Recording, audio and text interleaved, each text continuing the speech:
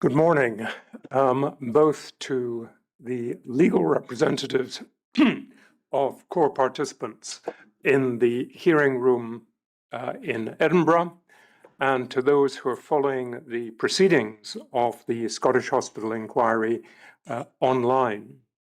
This is the first day in the first set of hearings which have been fixed for this year. We will be sitting 4 days a week for this week and the following 2 weeks. We will resume on the 19th of August for the second session of hearings, and we will sit for 2 weeks. Then there will then be a break, and we will resume for what is planned as the final session of hearings in the inquiry, beginning on the 16th of September and concluding on the 10th of October. This has been explained to legal representatives previously, but as I say, the plan is that there will be 3 sessions, and with that, at least from the current perspective, that will conclude our oral hearings in the course of the inquiry. Now, during the session beginning today, witnesses will be taken both by Mr. Connell, KC, and Mr. McIntosh, KC, splitting the witnesses between them. This morning and this afternoon, I think we have one witness, Miss White. Indeed. And with that, by way of introduction, I would ask Mr. Connell to lead his first witness. Thank you, my Lord. My first witness is, as you say, Ms. Emma White from IBI or Nightingale Associates, depending on which label applies at a particular time, but the architects.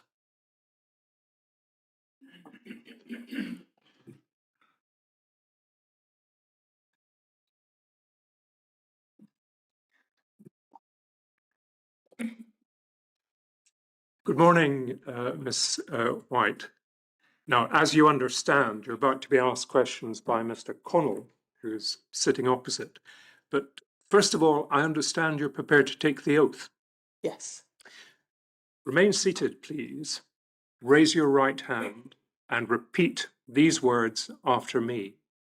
I swear by Almighty God. I swear by Almighty God.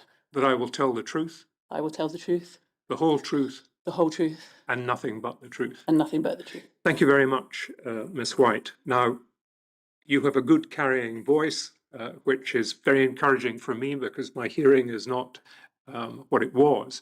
But in the course of answering, could I just encourage you maybe to speak a little more slowly than you would in normal conversation, and maybe a little bit more loudly, although the microphones are there to amplify the sound and should be sufficient.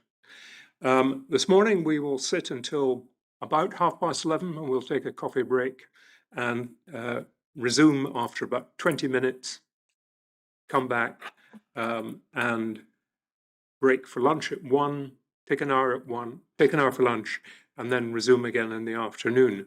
But if at any stage in the course of your evidence you want to take a break for whatever reason, and you don't need to tell me what the reason is, please feel free to do that.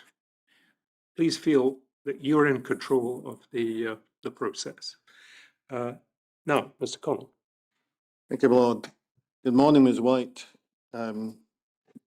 Just to get one of the formalities out of the way, first of all, you've produced a very extensive witness statement which has been provided to the inquiry. Are you content to adopt that as part of your evidence at this inquiry?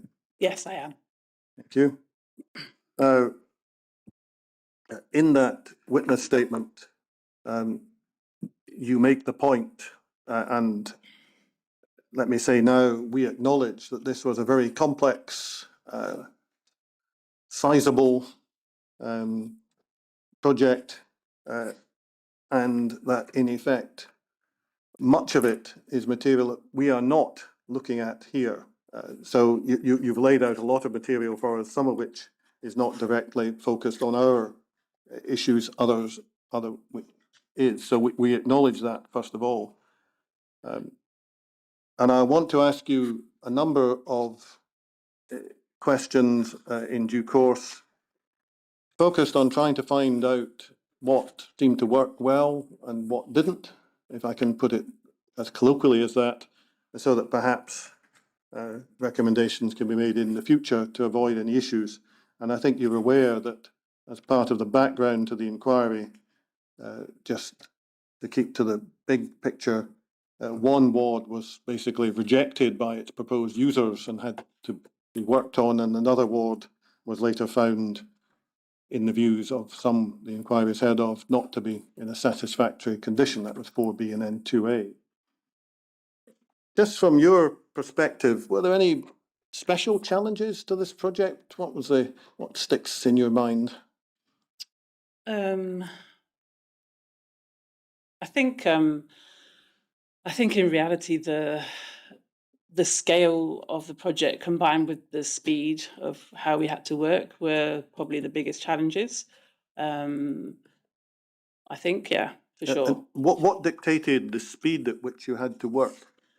The program was set through if I say abbreviations, I apologize, I'll explain, but the invitation to participate in dialogue, or the bid stage, stipulated the program times that we were to comply with. So in order to be a compliant bid, you needed to adhere to those timelines.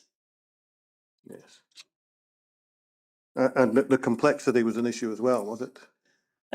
Yeah, complexity was an issue, but that was a challenge for you to set a team up that could deliver the complexity, yes.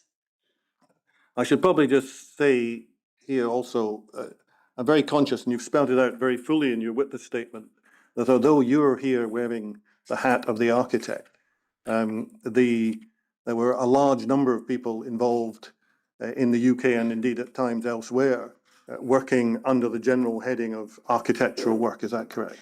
That is correct, yes. Certainly more than 50 people based in the UK working on this project. I'm just going to use that answer as an example of the point His Lordship made earlier. When you answered that question to me, your voice dropped a little at the end. So I know it's difficult, but if you could assist us, that would be very much appreciated. One of the things that I hope you may be able to do for us, Ms. White, is to explain and illustrate some of the things, some of which have acronyms, as you're aware, that we're likely to come across in discussion with other witnesses. And we're very grateful to you for agreeing to, as it were, open this session, because we have an architect in our team, and she tells me that architects know everything about everything. So you have very fairly set out in your statement what is within your expertise and what is not, although you've tried to help us on all topics. Is that right? Yes, that's correct. Can I then ask you about a number of acronyms to start with? And let's start with ADB sheets. Now, can you just help me understand what is an ADB sheet?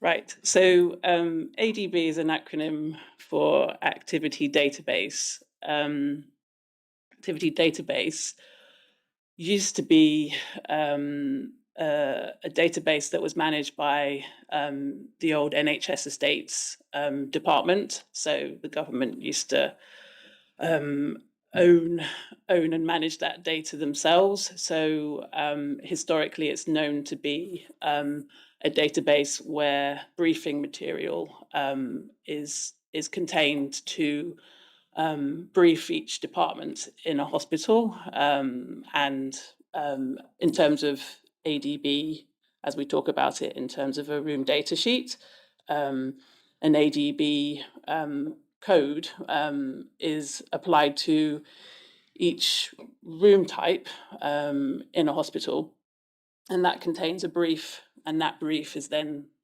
your initial brief for that particular room.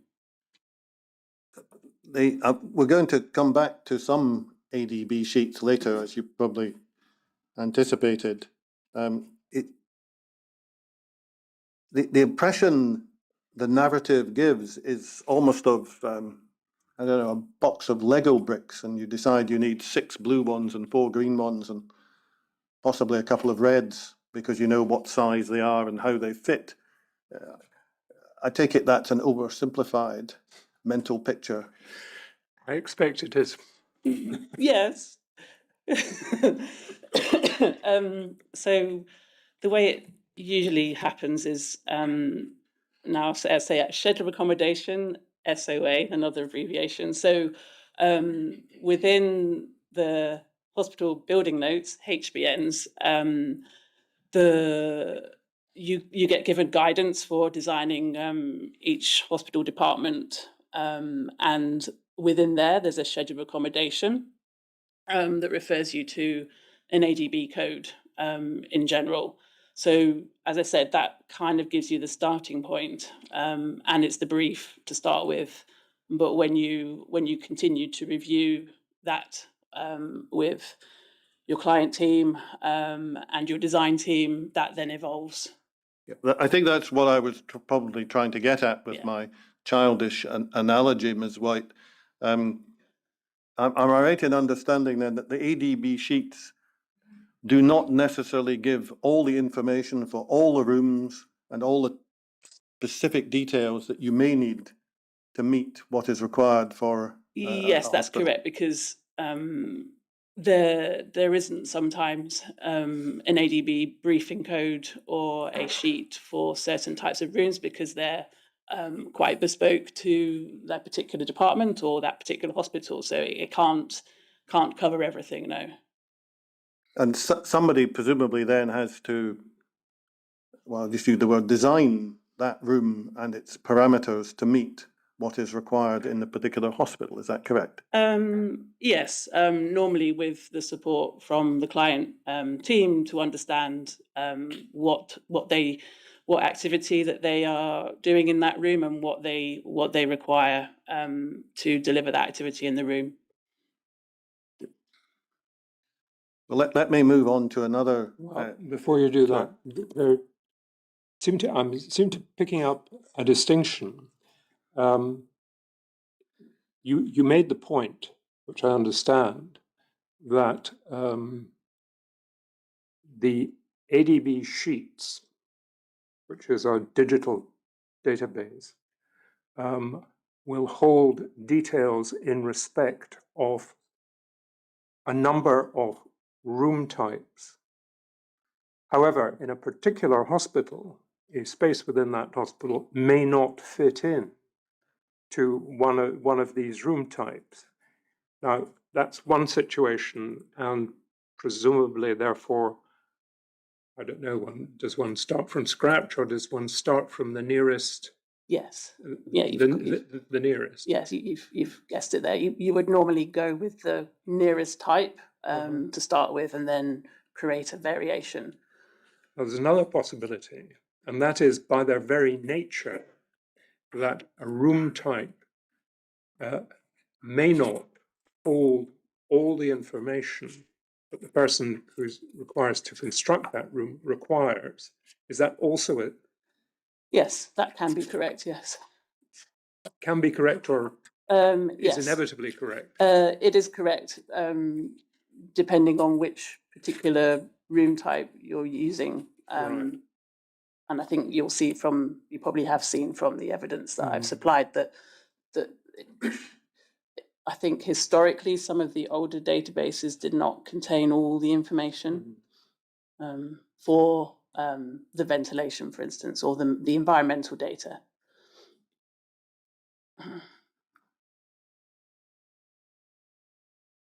But among the pieces of information, among the pieces of data for a particular room, at least in some instances, there will be environmental data, air change rates, pressures.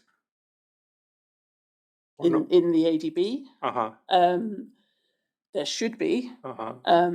but there wasn't always from the activity database information because it may not have been up to date. Right. I'm talking from a briefing perspective here, not right. from what we actually did. And when we talk thereafter. about sheets, we may have, if it was to be represented in hard copy, it might be many, many pages.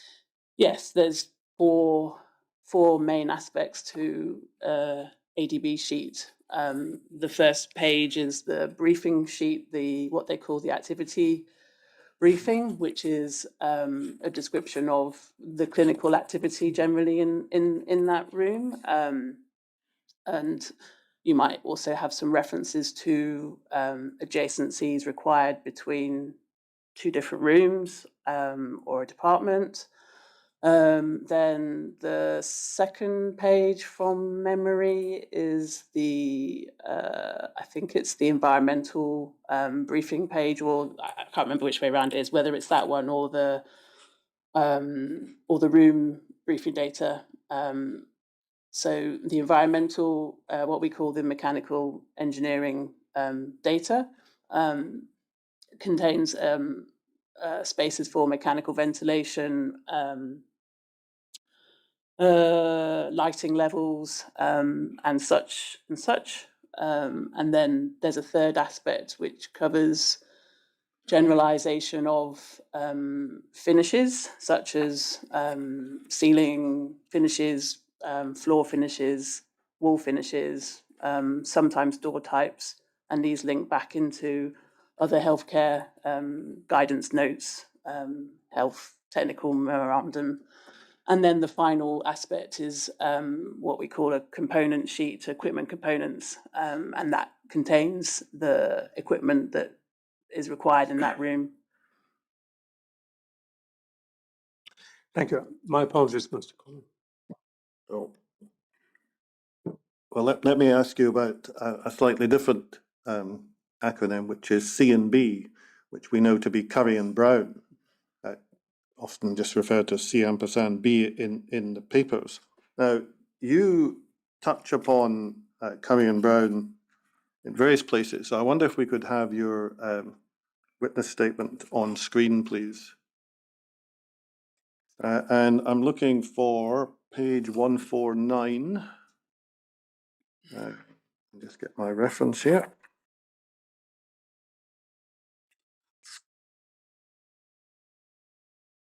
I have a note here that when you're going through a number of the participants in the process, that's 149.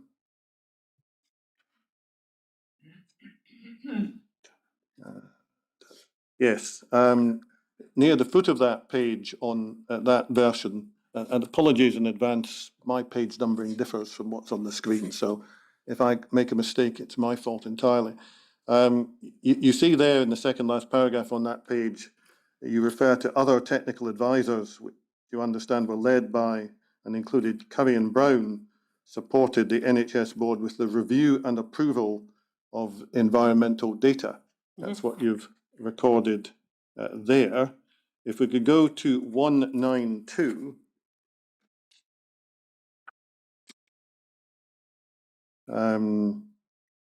There's just a brief reference on 192,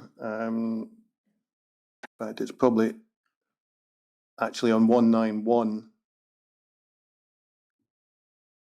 Yeah, here we are at the very foot. The NHS team had their own technical advisor team, and then going on to 192, providing support that Currie and Brown were the lead consultants. Now, if we then went briefly to 206, where we have something similar, we should have in the middle of the page, other technical advisors, which IBI understands were led by and including Currie and Brown, supported the NHS board with the review and approval of the environmental data. And then perhaps if we go to 225. No, where have I got that? If we actually go to 226, please.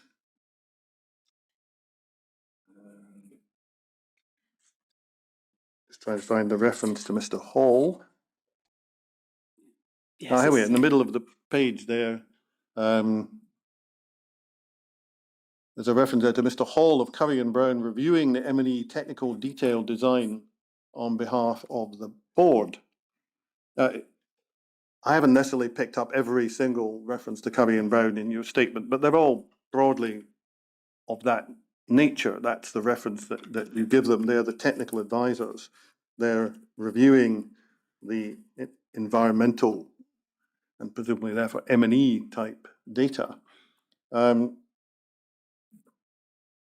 information the inquiry has is that once the contract was signed with Multiplex, the role that Currie and Brown had as lead consultant with a team of sub-consultants changed. And the sub-consultants were very shortly in early 2010, as it were, stood down. And we have a very clear statement of the documents that dealt with that, which in a statement from a Mr. Ross of Currie and Brown. And from that point on, according to the information from the Currie and Brown end, all they were doing was some bits of cost consultancy, which I'll leave out of account at the moment because we're not concerned with that, and some assisting in delegated project management duties when requested. So what they weren't doing was anything technical. Now, were you not aware of that? No, I mean from our perspective, the way we were dealing with Currie and Brown. So certainly up to full business case, they were front and present, and we knew them as the the lead of the client advisory team, which also included Wallace Whittle from an M&E perspective. We were aware that the previous incumbent team of architects were involved from that stage onwards. So we didn't have any dealings with post bid stage the other architects, but there were continuous meetings between the M&E teams, Wallace Whittle, with the Multiplex team led by ZBP. And in terms of Currie and Brown, they were involved with, from my perspective, a lot of the meetings that we attended. There was representative from Currie and Brown. So from memory, I can think I've referenced the fully loaded 1 to 50 user group meetings. And Currie and Brown assisted the client with a change control register, so they were still involved with that. So if that's light project management, maybe it was more the facing of what we were seeing rather than what the client was asking them to do. I don't know the details of their appointment, but certainly David Hall reviewed a lot of the documentation that was submitted, and he signs things on behalf of the NHS.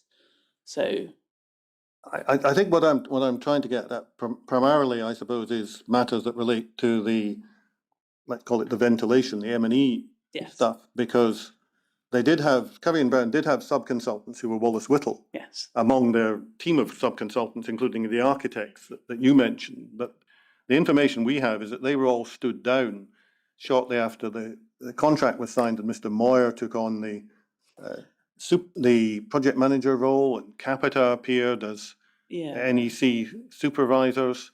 But Currie and Brown didn't do anything technical because they didn't have a technical team at that point. Now, is that not that doesn't accord with your I understanding? don't believe so. I mean, I've shown you meetings that they're in attendance with, and I think you've seen, like I said, that they've kind of assisted the NHS with reviewing drawings.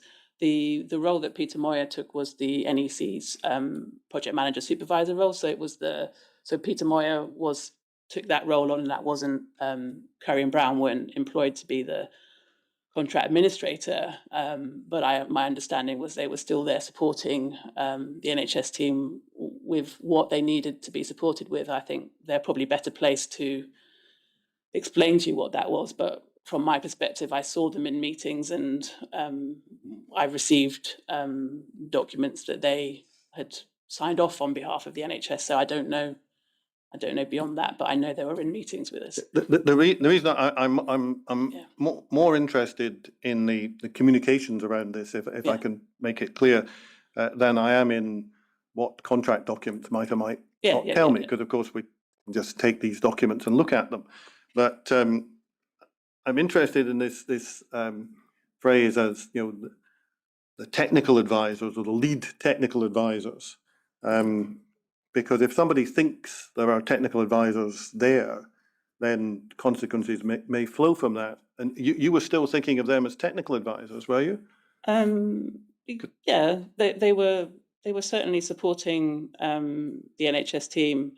The NHS team, you know, did not include M&E engineers, so they were reliant upon some technical support. Yes. But that's really the question, Yeah. because in your statement, in particular in a couple of the passages that I referred to, you talked about Mr. Hall of Currie and Brown reviewing and approving basically M&E material. Now, Mr. Hall, at least in his witness statement, and he'll be giving evidence later, will say, oh, well, I'm not an M&E engineer, and I wasn't reviewing that, partly because it's not my qualification and partly because that wasn't our job anymore. Now, is that all news to you? Yes, because I can see his signature on drawings. So I know they were involved. You know, he's not a mechanic yet. I don't know the details of what their appointments are. I think you would have to. Well, I say you've probably got the information, but certainly from our perspective, we saw them in the meetings that we were involved with. I think, as I've said in my witness statement, we weren't in attendance with many of the specific M&E specialist workshops, so I couldn't tell you whether he was or who was in those meetings. But, you know, I've seen drawings that they've reviewed, and he was in attendance in meetings that I attended. Ms. White, just to help me, and I have Yeah. to apologise for my ignorance. When you're using the expression technical advisor in your statement, for example, am I right in thinking that it's small t, small a? In other words, someone who's advising about technical matters. In the NEC 3 design and build, technical advisor has no special meaning. Yeah, thank you. Sorry again, Mr. Connell. No, I suppose that the question is I suppose this: Currie and Brown's position, as I understand it, and we'll hear from them in due course, is their position changed quite radically. I'm just calling it after the contract was signed, end of 2009 into 2010. It's a long time ago. They say, right, we had a whole team of experts. We stood them all down. We were only doing very restricted work from then on. And I'm just wondering, was that communicated to you as one of the key players, and by you, I mean you and your team, that change had happened, if it happened? I mean, no, I think what I explained was we understood that the parts of the team were stood down, which were, from memory, the architects and the clinical strategist, healthcare planning team.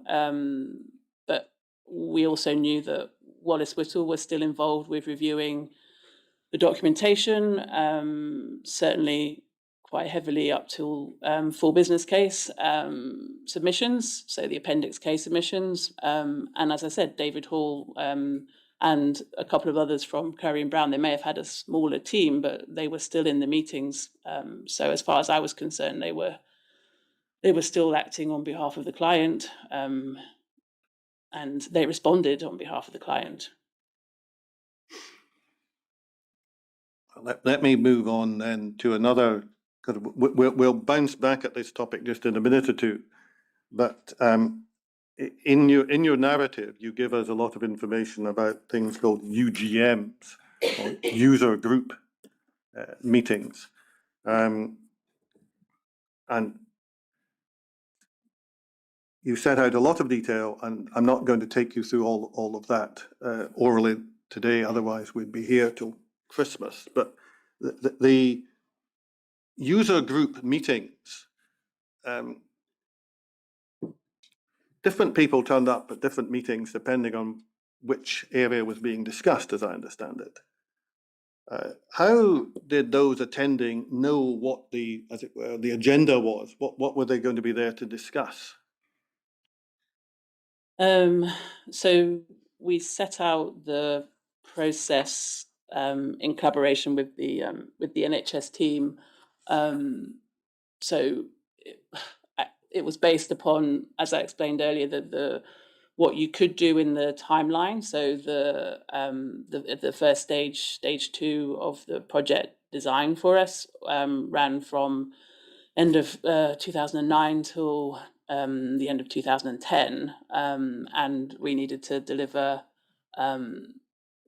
what the full business case requirements were, which is focused a lot on cost certainty. So we set out what we could conceivably design in that time period, and agreed with the client team that we couldn't do everything in that 12 months, but we focused on the 1 to 200, which is the department design layouts, and set a structure based up on 3 rounds of user group meetings with the clinical users, and we could achieve that in that time period, and then we also then developed the further 2 rounds of meetings to review what we call the 1 to 50 room type layouts, which is a detailed layout of the room showing the equipment that came from the ADB sheet. I'm interrupting you, but yeah. I'm going to ask you to take us to one of these later on, okay, all right. Just so we can all understand. Yeah. So in terms of the user group meetings themselves, what you asking me who attended or how I suppose what I'm trying to do is to see if I can summarize the topics. Okay, so adjacency was one thing. Which room should be near which room? So at 1 to 200 level, you're trying to ensure that the department layout, which has rooms next to rooms and corridors, can deliver that the users can deliver their clinical service within that room configuration, and that you've got the correct adjacencies from particular rooms, and the flows of how they would use the actual department, and that also means distances from circulation lift cores, etc. So in our experience, we know we can normally achieve an agreement on those layouts within 3 meetings. So that was how we proposed to have 3 rounds of meetings. We set up the structure for how to coordinate the design around that as well. So yeah, I mean, the agendas were generically, we agreed a generic template of an agenda for user group meeting 1 with the project manager leads for both the children's and the adults hospital. So that generic agenda was copied to every department. So for instance, on user group meeting 1, we included a holistic overview of the design of the building, because before you get into the detail of the actual department design. We tried to explain, the whole building, the where their department sat within the whole building, how you got to that department, and then we went into the detail. So every user group had that initial overview presented by our architects about the design of the building as a whole, and then we went into the detail of the actual department, and that was the same for each user group. So the structure followed the same setup. Right. And I just so that I'm following. At the moment, you're describing what was happening in the 12 months after the signing of the contract, end of 2009, Yes. up to about the end of 2010. And tell me if I'm wrong about this. In contract terms, the process that you've just described is described as design development, Yes. right? Yes. And that design development program involves the contractor, through the contractor's advisor, who is Nightingale, coming forward with contractors' proposals. If I get any of this wrong, just tell me. Yeah. Right.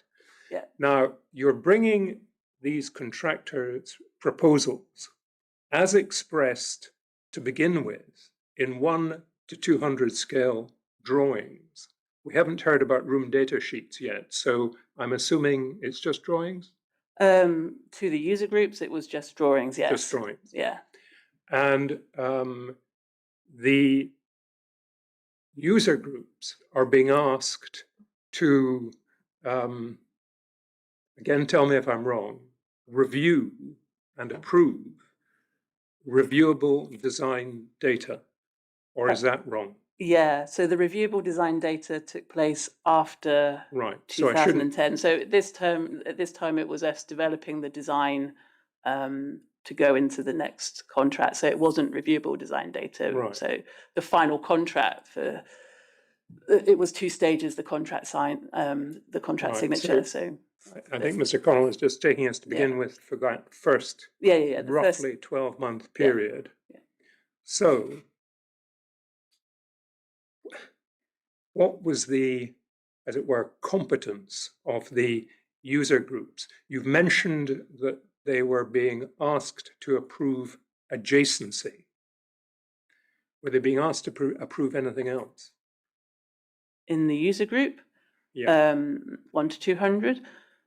No, but I was aware. Well, we know when the exemplar design was developed previously to our involvement, that there were users consulted to create the brief. So they weren't unfamiliar with the building because they had been consulted. Mhm. I don't know the level of detail. I wasn't involved, but they were involved with the development of the schedule of accommodation and the clinical output specifications to create the brief initially for the client-sided team to develop the exemplar design, and then we developed our design during the bid stage as contract proposals to that brief. Some of them would have been involved developing that brief, so it wasn't unfamiliar, but some of them probably would not have been. It would be the first time they've seen the design. Yeah, but I'm keen to grasp what it was that the user group members in that first period of 12 months were entitled to approve or reject. So we tried to stipulate a set of rules. So the NHS team had like a user group protocol. So they explained what they could or couldn't do. So in our minds, because it was the first time we had presented our design, even though we had dialogue with the project team during the bid stage, it was the first time they had seen our designs. So we were quite openly allowing them to move rooms around to ensure that the the layout of the department achieved what they were after, and the design that we presented was the design that we had some dialogue with. So some departments at the beginning, it was quite clear that they were comfortable with the general layout and there wasn't a lot of change required. And in other departments, it was quite clear that we hadn't quite got the design the way that they were happy with. So we had to then come back with revised proposals and would present updated drawings in the second meeting to hopefully address the issues that they raised. So it was, my understanding was they were quite open. I wasn't actually present. I set the structure up, but it was open to allow them to have, the dialogue and to feel that they, could own those departments. So One more question before I apologize to Mr. Connell and hand you back to him.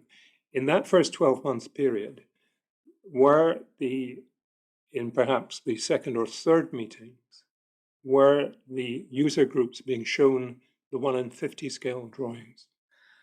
No, that came later. Later, they Right. were a couple of the meetings. I think the generic wards in the adult hospital, for instance, where we did table some room layouts in the third meeting because it was quite well advanced and they wanted to see what the room would look like. So we pulled some of those designs forward, and then the rest of them would have seen those designs later on. Thank you. Sorry, Mr. Connell. The initial focus was on basically designing the layout of the, let me call it the wards for the moment, because I know there are other bits than wards, but just keep it simple. And then as this matter progressed, possibly started early but continued later, am I right in understanding that the user group meetings then did come on to look at things like room layouts and also room equipment? That's correct, yes. And it in the sense of, do we need this medical gas here, or does there have to be a particular machine in this room, and so on? Is that the kind of thing that was being discussed? Yes, precisely that. So once we'd agreed the layout of the department, then we were able to start to put the equipment into the room for them to see whether that room shape worked or whether they had the right bits of kit in that room. And then they were asked to comment on the layout of the room. Right. That's what they did do. I think I'm picking up from your witness statement in several places that the one thing the user group meetings did not do was discuss things like M&E and ventilation. Is that correct? Yeah, that's. I believe that's correct. As I said, I wasn't in the meetings, but I don't believe they were presented that information in the user group meetings that we attended anyway. Well, that probably leads me on to the next logical question here, which is this: that if you've got a layout and you're talking about equipment and where things should go in the room and so on and so forth, presumably the issue of ventilation requirements, if there were particular ventilation requirements, has to be discussed somewhere. You've said that these are in technical meetings, is that right? Yeah, which you didn't attend. No, so my understanding was that the detailed part of the environmental data part of the room data sheet and the technical design in terms of the mechanical electrical design was discussed separately in workshops. There are some reasons why you would do that, because the clinical teams, a lot of them aren't used to seeing drawings and are unfamiliar with how to read a drawing. So we can take them through the drawing.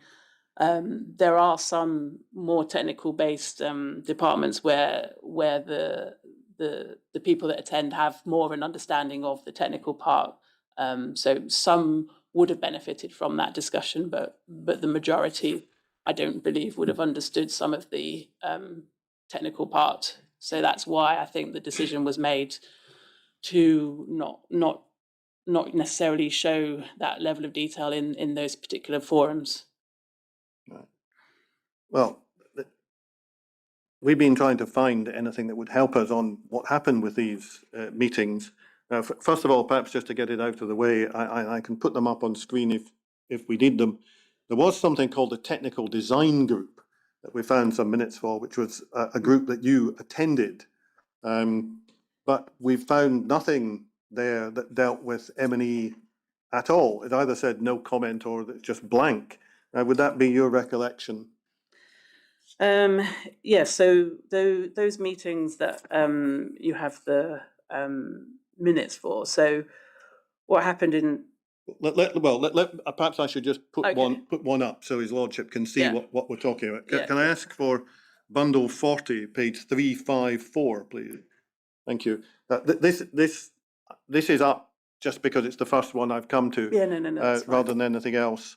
But you see a number of attendees, yourself, Heather Griffin, Karen Connolly, I think, had a particular focus on what's been described as soft FM.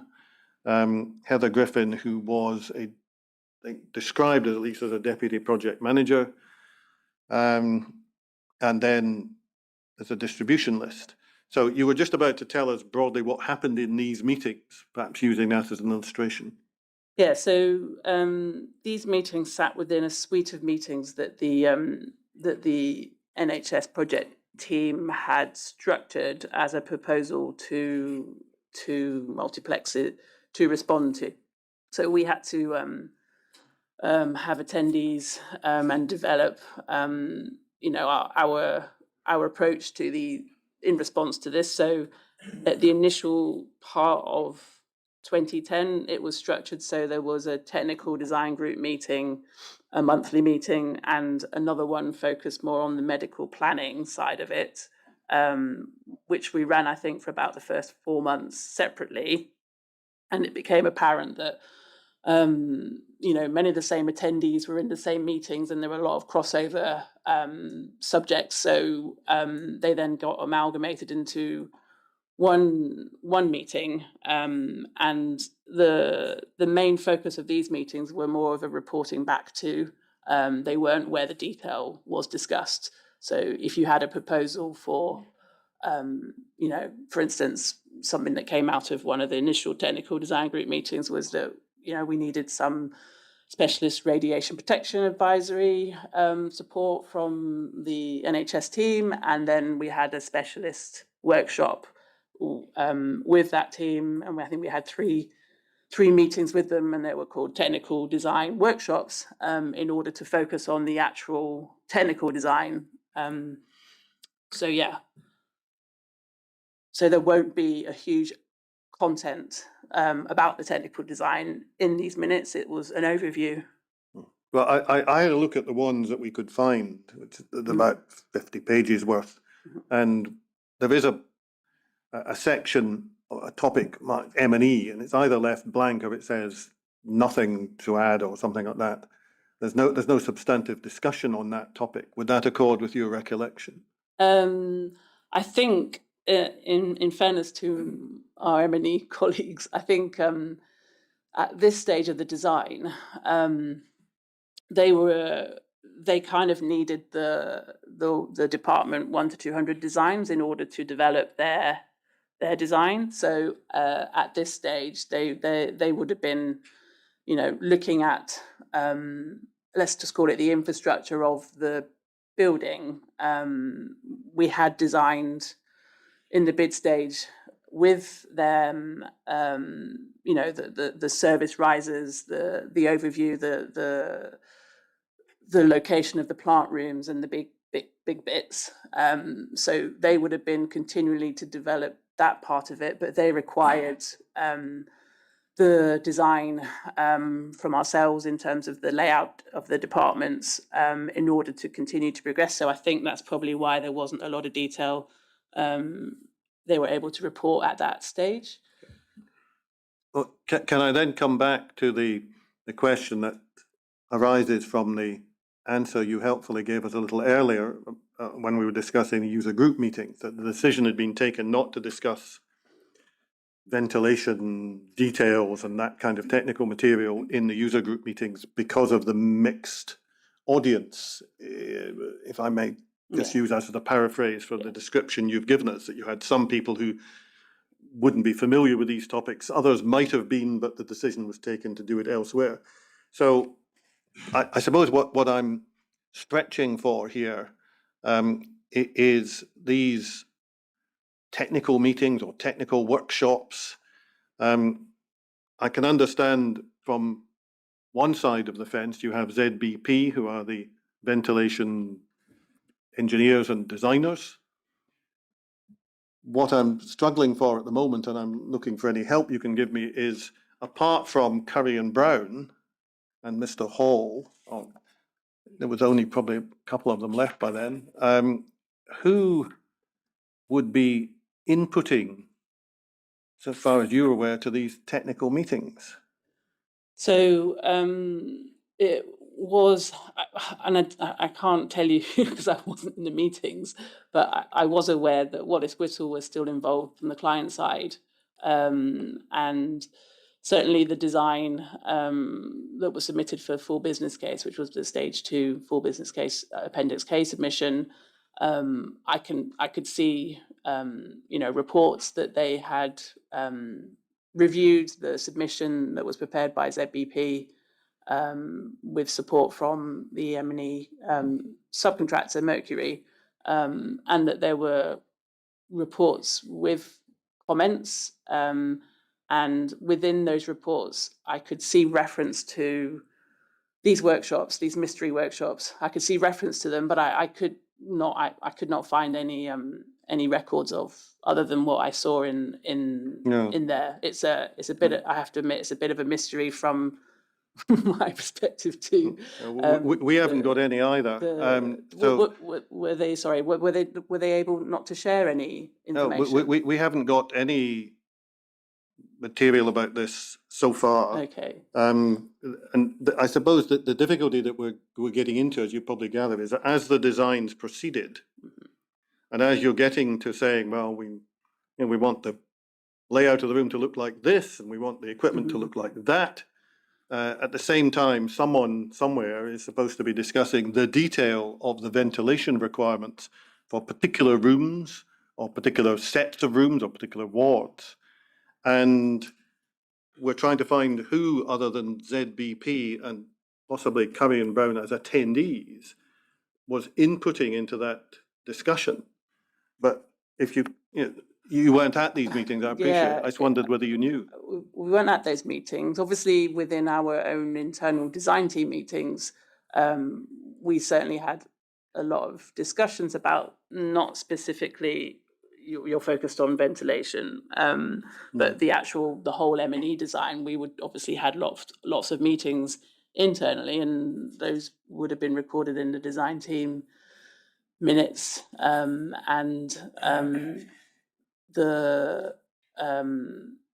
they took place monthly, and there were other coordination workshops that we have records for. But I think the problem is, we also didn't have visibility of any meetings that, if we weren't shared the information on Aconex, we wouldn't have seen it. That's the problem too. So I couldn't locate anything.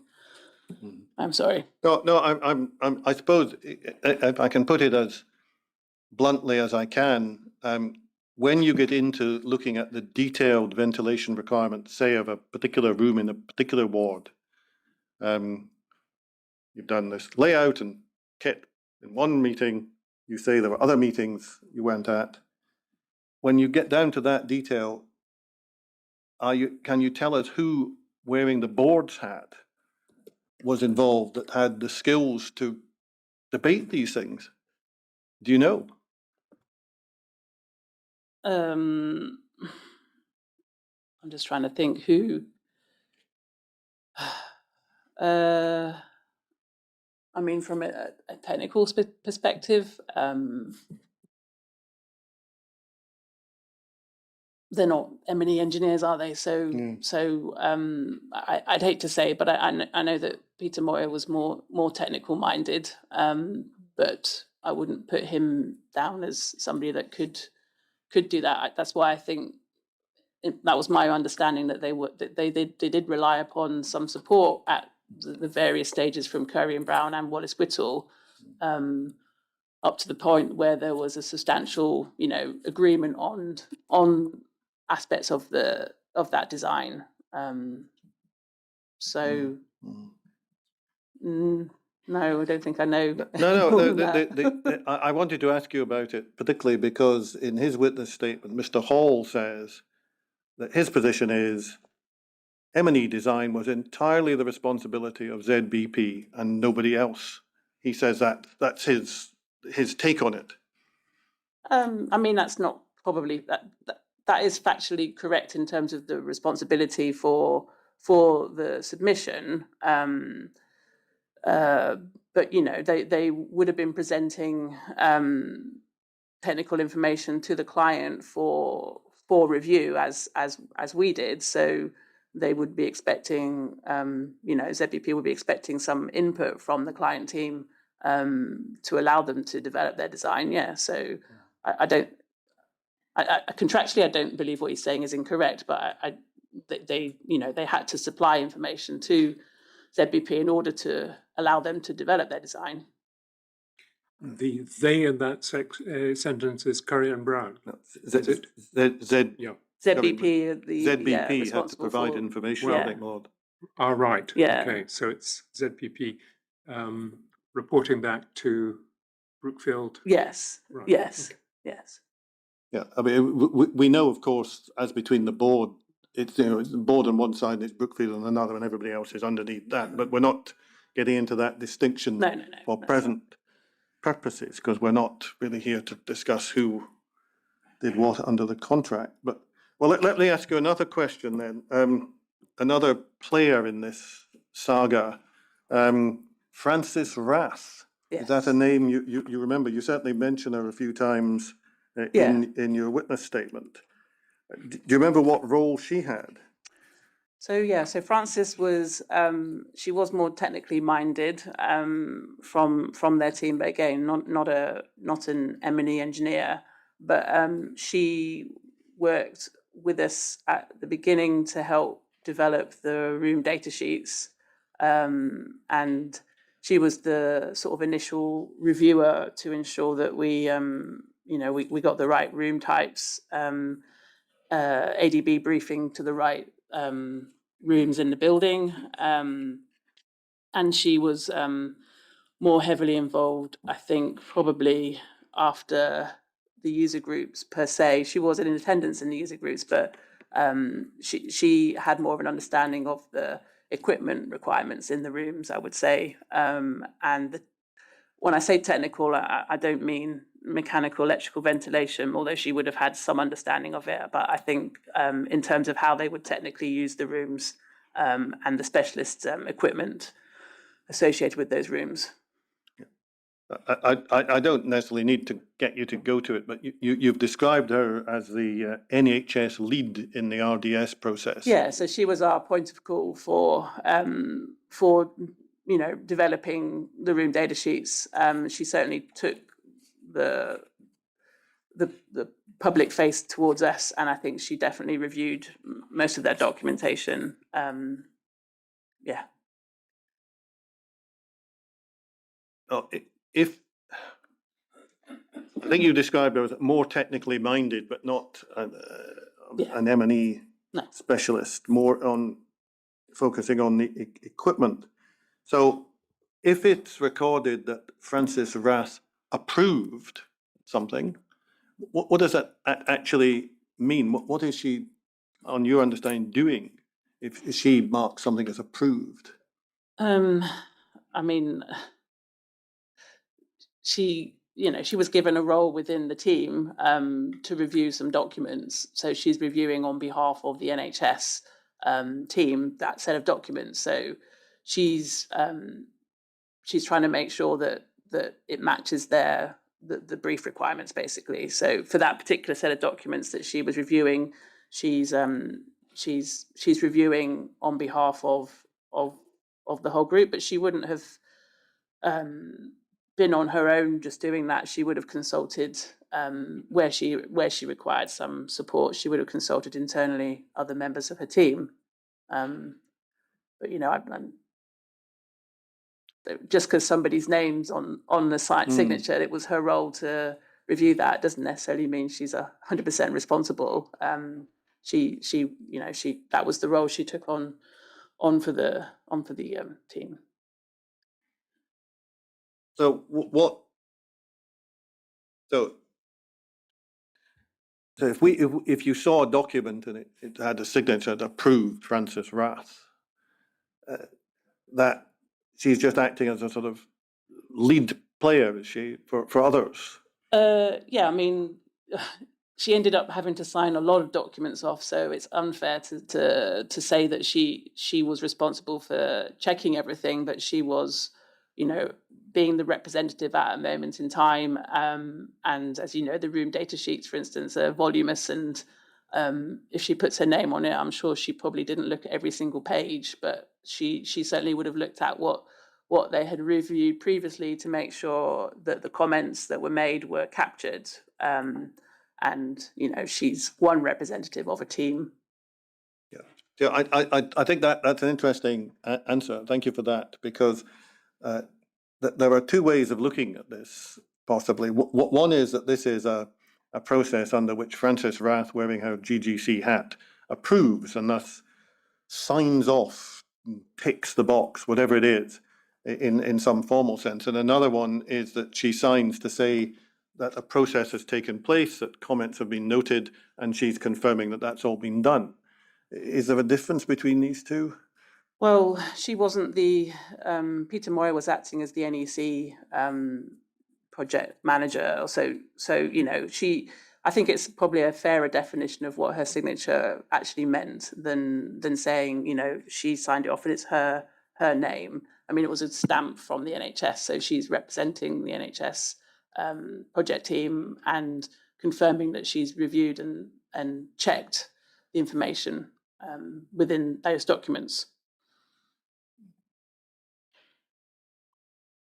Well, is it to confirm that a process has now been completed, or is it to confirm that everything in the documents is correct, or is, do you know? It's probably a bit of both, but yeah, she's stamping it and confirming that she believes that the documents are correct, and thereafter, Multiplex and ourselves would feel that we've completed and have a set of documents that represented the brief, and then we would continue with those documents as agreed.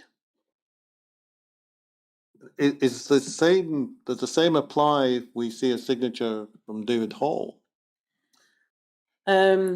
Yes, because it was stamped. He was looking at it on behalf of the NHS, so he would have been reviewing on behalf of the NHS a set of documents, and I've seen a lot of his stamps on the reflected ceiling plans, I believe, but not on.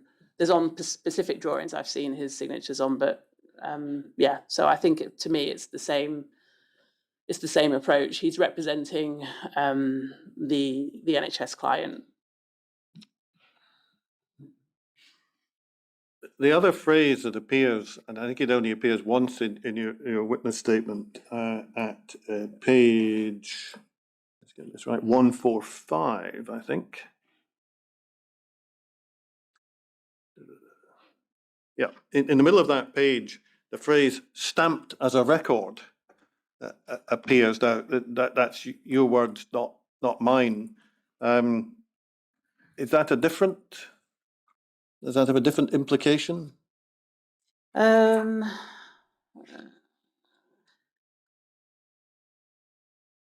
Yeah, because sometimes you're stamped as a record as saying you've received a drawing. I think this was 1 to 50. At this stage, the drawings were stamped with still some comments. So they were stamped as a record, and the record was, did it have a status A, B, C, or D? And then you had to resubmit. It wasn't the final approval of those documents. It was stamped as a record of, it represented what was discussed in those user group meetings, and they were satisfied that it was a record of what was agreed.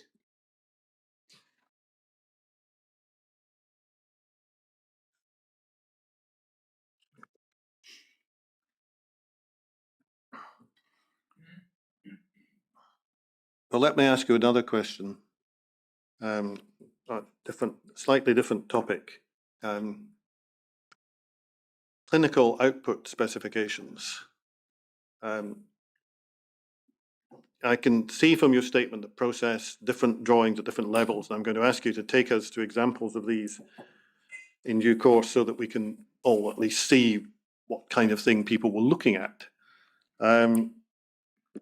Clinical output specifications are a different kind of document, if I can put it that way. They're not drawings, they're not ADB sheets, they're not lists, they're simply creations from a department. And I'm just wondering, I'm going to show you the two that we're interested in, 2A and 4B, in a minute. How does the clinical output specification, which is issued by the board, fit into the process that you've been helping us to understand? So clinical output specifications are developed at the beginning. So if I described an RIBA process, would you know? No. Okay. So let's just generically call it the brief. So before you design a building, you're developing a brief for a building. So often in hospitals, there's, as this was the case in this project, the client, develops an initial design team to develop, to support them with developing a set of briefing documents and a level of design in order to get, a business case approval, outline in this case. So the clinical output specifications are important briefing documents that the client develops with their clinical team, probably certainly supported by a healthcare planner normally, who has experience of developing these documents, and they would the various clinical teams would explain how they work, and provide information to the author of the output specification. Sometimes, if there are people with the skills in-house, they will develop those documents in-house. But the documents are kind of key to explaining how many rooms kind of are in their design, how, what types of rooms they require, a general overview of what they do in that particular department. Sometimes, as you've seen from some of the clinical output specifications, there is reference to something technical. Sometimes it's not. That essentially was one of the questions I was going to ask you. So these are produced, but how do they slot into the design process, which is to follow? Yeah, so if I take that as a general question, first of all. So in this project, they were part of the brief. So they were part of the ITPD invitation to participate in dialogue brief.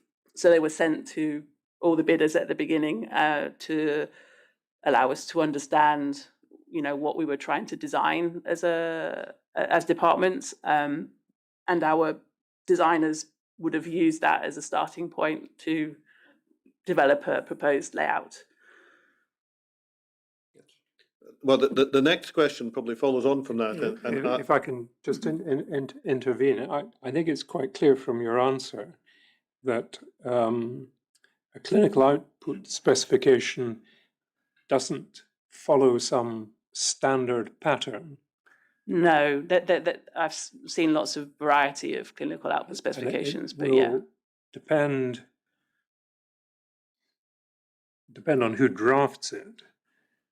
It will if it's a clinician who's doing the first draft, it will depend on what that clinician thinks is important about her department. Yes, yes. And that may or may not have additional material added by a healthcare planner if a healthcare planner is involved. Yes. And sometimes in the same way for technical information, it may contain some technical information if they consulted the more technical, users. Sometimes you can see technical detail in those output specifications, and sometimes they're very high level. So it would be unfair. Would it be unfair to use the word random?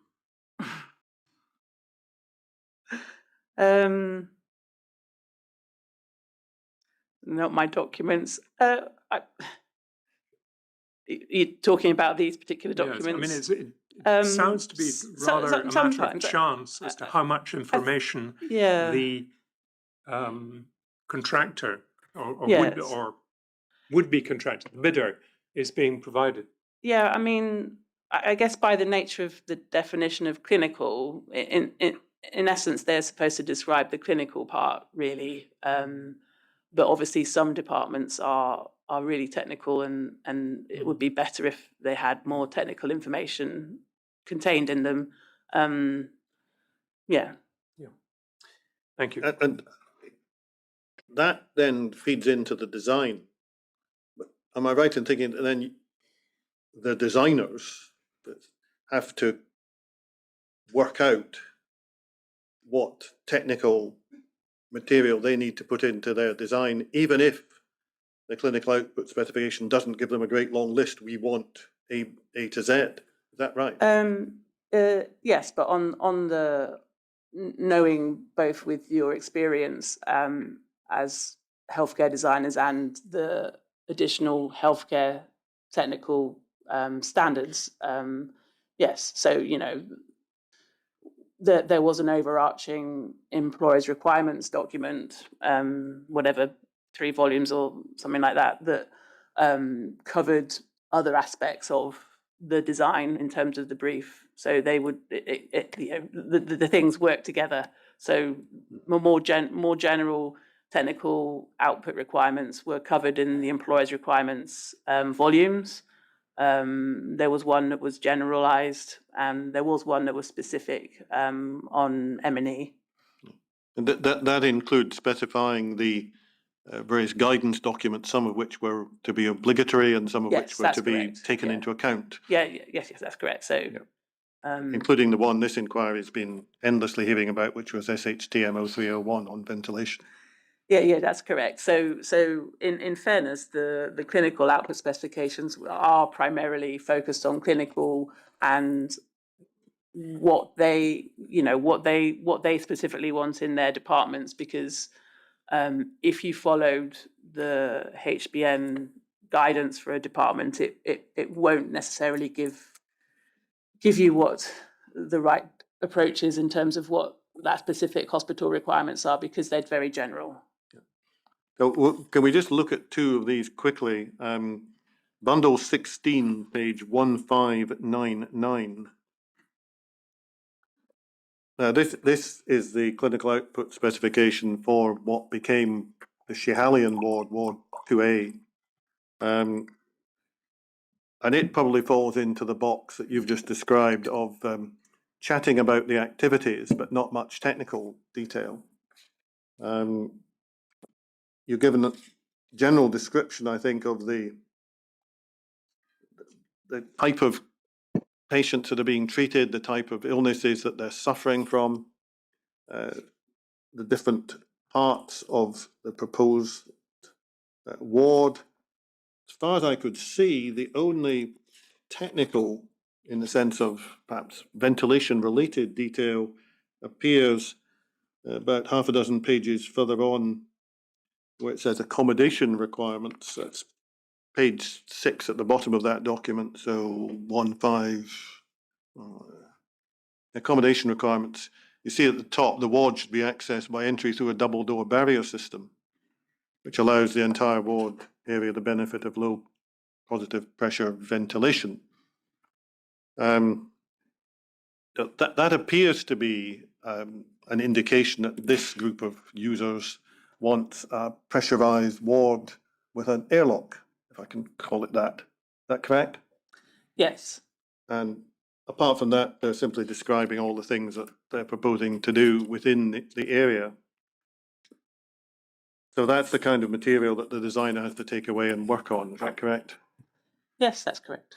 And then if we look at a slightly differently worded one, which is 1595 in the same bundle, this is the clinical output specification for what I'll call original Ward 4B, before it was changed. Again, sets out dealing with patients with a range of malignant and non-malignant hematology conditions. High proportion of the patients receive chemotherapy and are immunocompromised. And then there's actually a paragraph on ventilation at the foot of that page, unlike what we saw in the previous one. So in this case, the designer is being given a slightly different style of brief. Is that right? Yes, there was definitely a clearer brief on the specific requirement that they were after in this particular adult ward. But the designer is being told that a high proportion of the patients are immunocompromised and that the ward should be positive pressured to the rest of the hospital. Yes, that's correct. And would I be right in thinking that in order to achieve that in a practical sense, you would need some form of, I'm calling it an airlock, double door system, if you're going to pressurize the ward? You're asking an architect the question. If you don't know, please tell me. But I would suggest it possibly is, but it depends on the level of pressurization difference required. But because you always have a door at the front and there is some control, but yes, the control is better if you have a lobby. And in both of these wards, what they're looking for is positive pressurization, because what they're keen to do is make sure that everything goes out the way and nothing comes in, if I can be colloquial. Whereas if it was an infectious disease ward, you'd be dealing with things differently. So, but these are they're different documents, but they both give indications of the things that are thought to be significant to the clinicians. Is that right? Yes. Okay. Let me see if we can move on to every architect's favorite thing, a drawing.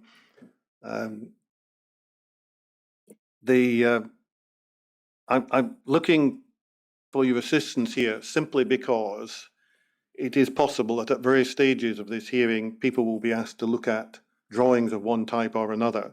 And if we can establish roughly what kind of things people are looking at and what they show, then that may speed things along a little later at the downside of doing it today, perhaps slightly more slowly. So if I could ask you to look at some drawings. I'm not, for the benefit of the technical team, I'm not looking at anybody's signatures for the purpose of this exercise. I'm only interested in determining what it is we're looking at. Could I ask first to have bundle 47, volume 9, page 22. Now,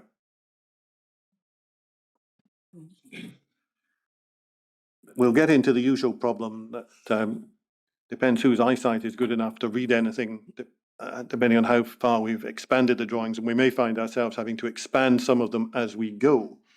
But this is a drawing that we haven't discussed in terms of its scale. This I understand is a 1 in 500. Yeah, that's correct. It's it belongs to a suite of drawings, commonly known as 1 to 500 because of the scale of the building. But these are the whole building department adjacencies, so they're quite high level, but they show you the location of a department adjacent to another department, and we've chosen to always colour the circulation between the departments in yellow, so you can see the circulation routes between departments, and then the yellow core coloured is the core, and that allows you to understand which core is vertically up and down the building. And are the other colours, I mean, I've just selected this one. It's not because it relates to some key issue. Are the other colours significant? You've got pinks and greens and so on. Yeah, this is poorly reproduced scan, but yeah, the colours were colour coded by department just for simplicity to help people understand which department was which. So there was a colour for each department. And this one is, to be precise, it's called second floor plan departmental adjacencies, and I think it bears your initials. Now, I appreciate that doesn't necessarily mean that you did every piece of work on every drawing that bears your initials because you were the lead architect. But in terms of responsibility, you put your initials to this one. I did. So these drawings, they were developed at the beginning as the bid submission. I think really there were only minor amendments, during 2010 to these drawings because this was kind of the fixed envelope that we were working within. So we did move things around within the envelope, but in general there were not many movement of departments, in 2010, but there were a few, but not many. A drawing of this kind is not the kind of drawing that any of the groups or meetings that we've discussed earlier would have been looking at. No, we shared we shared the drawings with them in the first user group meeting one, so they could see where the department was in the whole building. So they were all issued, I think, the relevant level that they were on. They were all given that drawing by the NHS project manager as part of the original briefing document, and then when our architects did the presentation for user group meeting one, they would have seen more of the stack of all the levels. And yeah, I think that's probably the only time they would have been presented them in this format. Yeah. Thank you. Well, if we could look at another drawing, if we could look at bundle 47, volume 3, page 3. Ooh, another bad scan. This is going to stretch my eyesight considerably. This is a second floor plan of the Schiehallion ward and day case unit and an anaesthetic service office and various other things. And it does contain some colorings which haven't come up very well on this. So what does the pink mean? That's the Schiehallion ward. Yeah, so in a similar manner, so we this is basically the 1 to 200 department plans, and in general these coloured versions were used in the user groups to make it clearer to the users by using the colour to demonstrate this particular area had a number of departments that are adjacent, so we'd choose again different colours to show the boundary of a different department to make it easier for everyone to read it. So yeah, this was the one that contained the Schiehallion ward, and it's pink. Yes. So what was this designed to let the viewers understand?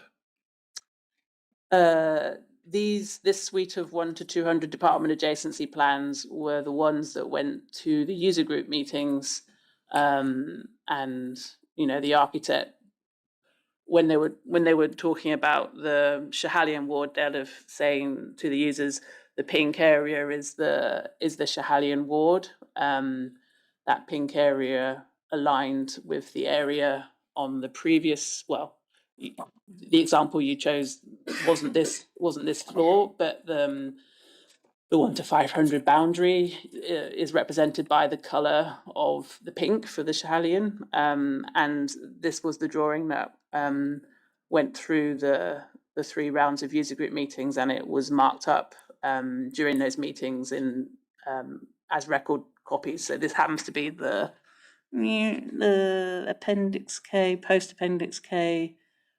I think it's Can the we just final sign-off expand version, is it? the section at the bottom right, please? Oops. I'll take it. If Mr. you- Connell, it's being drawn to my attention. This might be an appropriate moment for coffee. Sorry. That's okay. Sorry to intervene, but I'm getting a steer on this. We'll sit again at 10 to 12, Miss White, and I sincerely hope you get a chance for a cup of coffee. Thank you.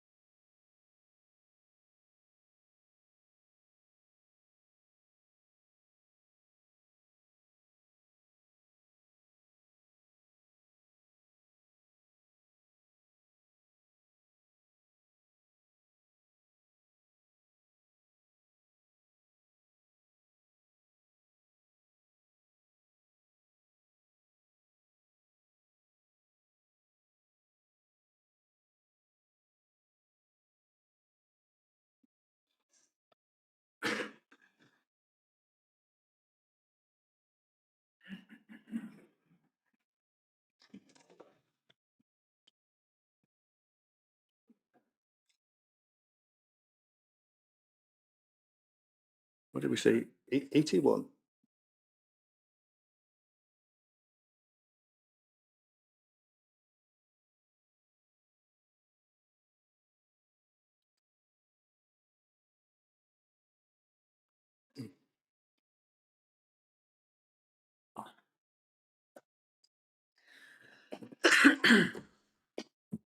Now, Mr. Conley. Obliged, Lord. Can we have your witness statement back for a moment, please, before we return to the drawing? And we go to page 81.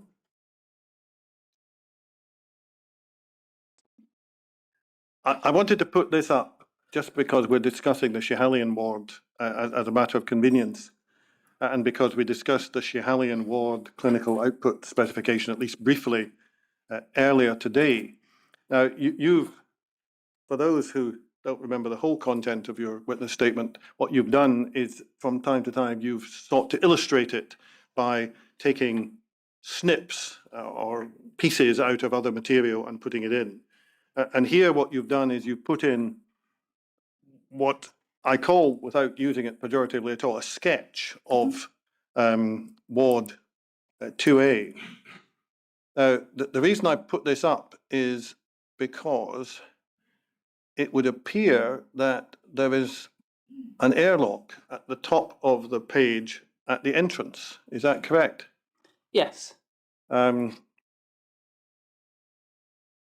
Which, as you remember, was one of the things that the users had mentioned and arguably would be required if you were going to maintain positive pressure between the ward and the remainder of the hospital.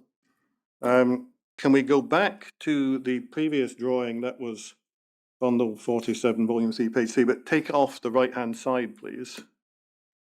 Just, come on, that's fine. Now, as far as I could see, and maybe my analysis is faulty, this drawing doesn't show an airlock, and certainly not an airlock designed like the one on your sketch. I just wondered whether you could help us as to why we've moved from a clinical output specification asking for one to a sketch showing one, and yet here we have a drawing used for the purposes we've discussed, which didn't appear to have one.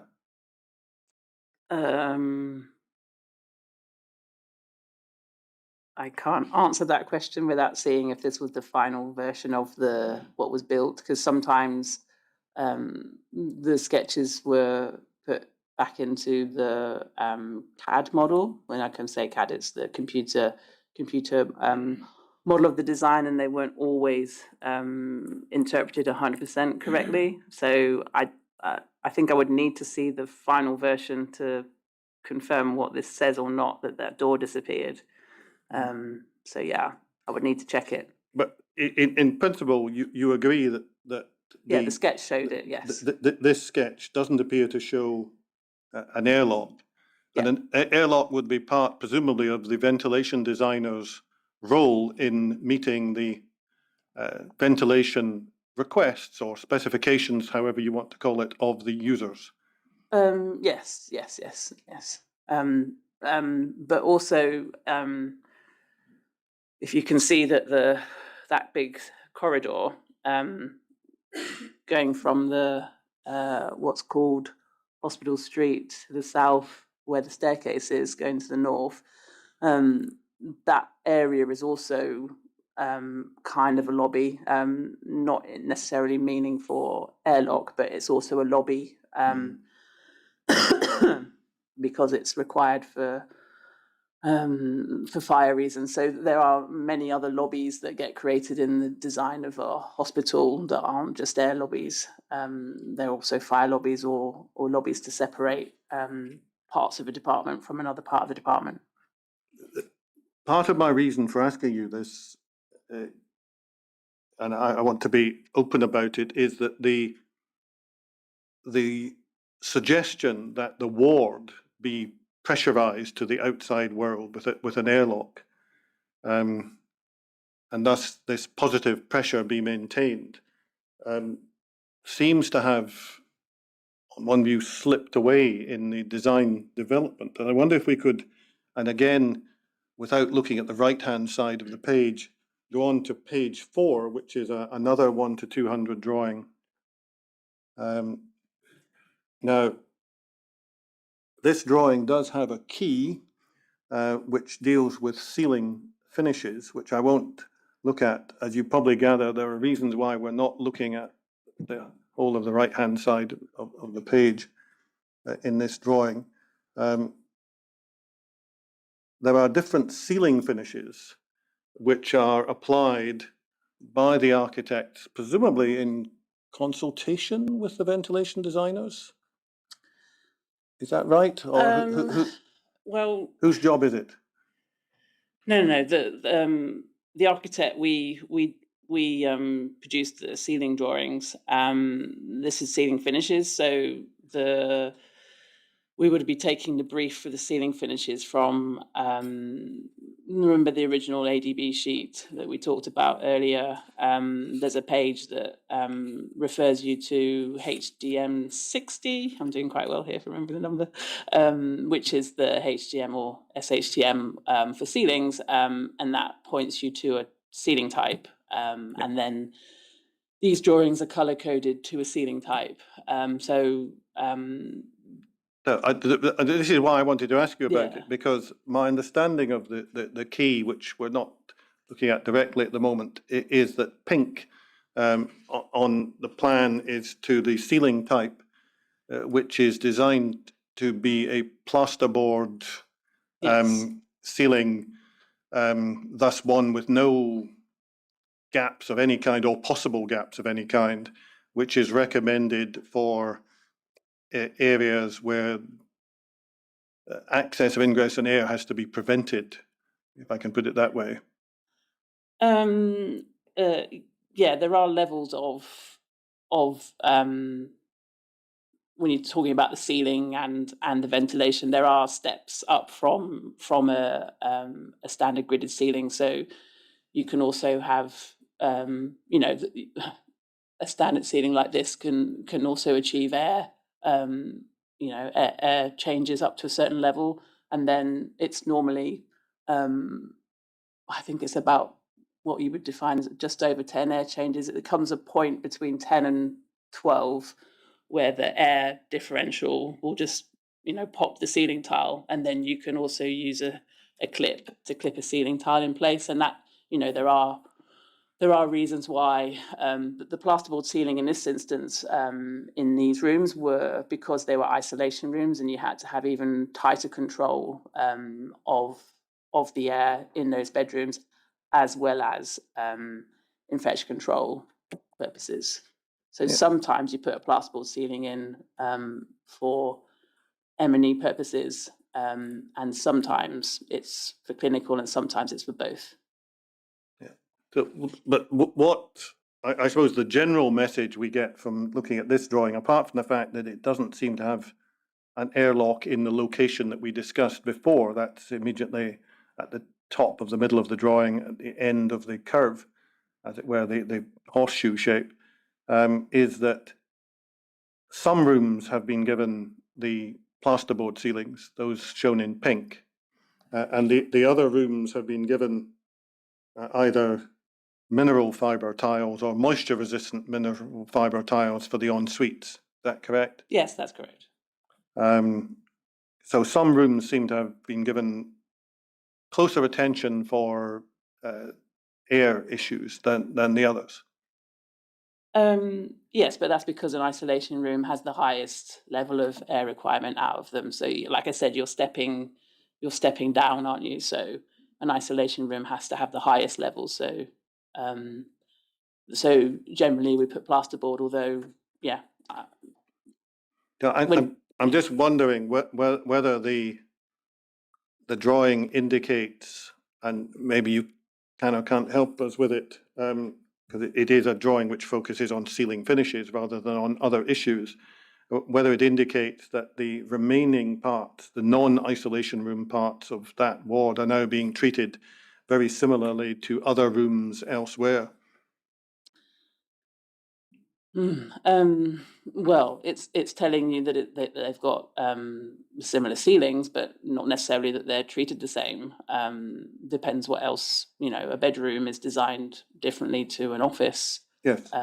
So it might have the same ceiling, or it might have the same paint, or often in hospital, most of the rooms are vinyl, so they all have floor vinyl, so they're not necessarily the same.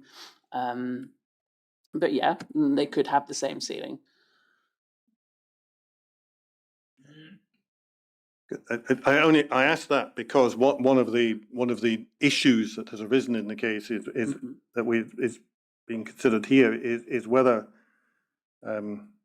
what happened with 2A was that the original intention of a fully pressurized ward with an airlock and all the patients being given the benefit of high air change rates was not ultimately realized. And this might be a drawing suggesting that that's on the way, back on the journey to that end. I'm not sure this drawing will give you that answer, but it certainly shows you that there's an area that's treated with a higher specification, which is the isolation rooms. Now, what's a reflected ceiling plan? Tell me that. Right, so a reflected ceiling plan is a reversal plan of the ceiling, so hence the word reflected. So what you're looking at, if you look up here, is if you look at your ceiling here with the grid and lights and fixtures and fittings fitted on top of that ceiling, that is what you see on a reflected ceiling plan. And in the context of a project like this, who is responsible for producing reflected ceiling plans among the various groups you've discussed? So as lead consultant, the architect is responsible for coordinating and making sure, that things are in the right place in terms of it's in the center of a tile, that you've set out the grid correctly. And then we would use the model or the drawing from the services engineers to reference all these things you see there: ceiling, M&E services, the lights, the grills, even that little speaker there would come from another model that we bring into ours, and our responsibility is to make sure that it doesn't clash and that it looks acceptable. Yeah. So no one's drawn two things to be in the same place at the same time, or in yes, and you would be surprised how many things sit on top of each other. Well, we're sticking toward 2A, yeah. and as I said, this is largely so the inquiry can kind of understand how these things work. If we could look again with the same request, not to show the right-hand side of the page, to go to a reflected ceiling plan, a 1 in 50 reflected ceiling plan, page 5 of this bundle. Now, this is a plan which is so big that it's in our system in one half and then another one on another document. And I'm not going to ask you to look at both halves of the document, but if you would just bear with our technology for that purposes. This is a reflected ceiling plan, a 1 in 50 scale of Ward 2A. And as you say, it shows you things looking up the way. I'm just keen now to identify some of the things that we see. Let's go from left to right. So after the curve, there's a public lift, and then we go to a single bed room, the first one there. There is a box with a sort of St Andrew's cross in it. What's that? That's a chilled beam. That's a chill beam. Yes. All right, and do we know it's a chill beam because there is a heavier black line around the outside of the box? There's that we can't look at now, but the on the right hand side that you're avoiding, there's a key to the symbols. So Yep. The key to the symbols for the M&E items came from the M&E design, and we've referenced them into here. So you've got a key on the right with telling you that the St Andrews box is a radiant panel, and then a chilled beam, and then the other one with just one cross in it is a radiant panel. So just, where are you indicating for the radiant panel? It actually has RP in it. It's the one with just one diagonal across the long one by the window. All right, yep. So that's the radiant panel. So you've got, the chilled beam is the cooling system, if you like. Yeah, that's the cooling system, and the radiant panel's the heating Yep. system. Yeah. And when you go into the corridor, there are boxes with, again, the diagonal crossing. And what are these? So those are also from the mechanical model, and those are ventilation, well, like your circular one here, they're ventilation. Sorry, my fault, Mr. Connell. I've lost where we are on. Right. The, if you go directly beneath the core L public lift box, which is near the top of the page, yes, and go straight down from that, you end up in the corridor. yes. And the corridor has a number of boxes with a St Andrews cross in them, squares rather than oblongs on this occasion. And I was just asking the witness what these were. Yeah, so they're mechanical ventilation, air, an air version of heating and cooling. Sorry, my fault. Air version of heating and cooling. Sorry, a radiant panel in the bedroom that we were, that's a heating panel, and the chilled beam that we discussed is a way of cooling the room. And then these square boxes in the corridors are like these ventilation circular ones that you've got here, but they haven't got the circle in the middle. They would have been just a grill. And it does, I think, heat, and I'd have to look at the key to tell you, but I believe it's heating and cooling mechanical grill. This is perhaps going a little into a byway. My understanding is that the chilled beams that were fitted in both hospitals, although they're referred to as chilled beams, have a facility to both heat and cool. Am I right about that? I think they can do both, yes. Right. I believe so. I would double check that with the service engineer, but yeah. So the square with the St Andrews cross is a heating and cooling unit That's just air. But is simply air. Yeah, it's just and air. Doesn't use fluid. No, no, you might still get condensation, but it is just air. Yeah. Right. So yeah. I appreciate, Mr. Connell, that this is maybe not on point, but it helps me understand what. Hopefully, it will assist in later evidence, my lord. One document to again looked at, just so we don't lose track of it. On the extreme left of the part you're looking at the moment, there is a thing called Hospital Street. So that's one of the sort of main corridors that have been designed to allow, I was about to say traffic movement, but. Yeah, hospital streets link departments together. So they're purely the circulation between departments and linking you to the cores where the lifts and staircases are. And is it possible to tell from this drawing, when you go up Hospital Street, going from the bottom to the top, and then you turn right to go into Ward 2A, whether there is an airlock or not? It doesn't look like one, but I appreciate we're looking at the ceiling. Yes, you can see the double line of the wall with the a fire strategy diamond shape. So there is no additional lobby line shown. So you've only got the Hospital Street acting as a lobby. You've got something above core L lobby that's a fire lobby. So yeah, the Hospital Street is Okay. Just so we perhaps get it out of the way, because you make this point several times in your statement. And I'm keen to make sure that we get it correctly from you.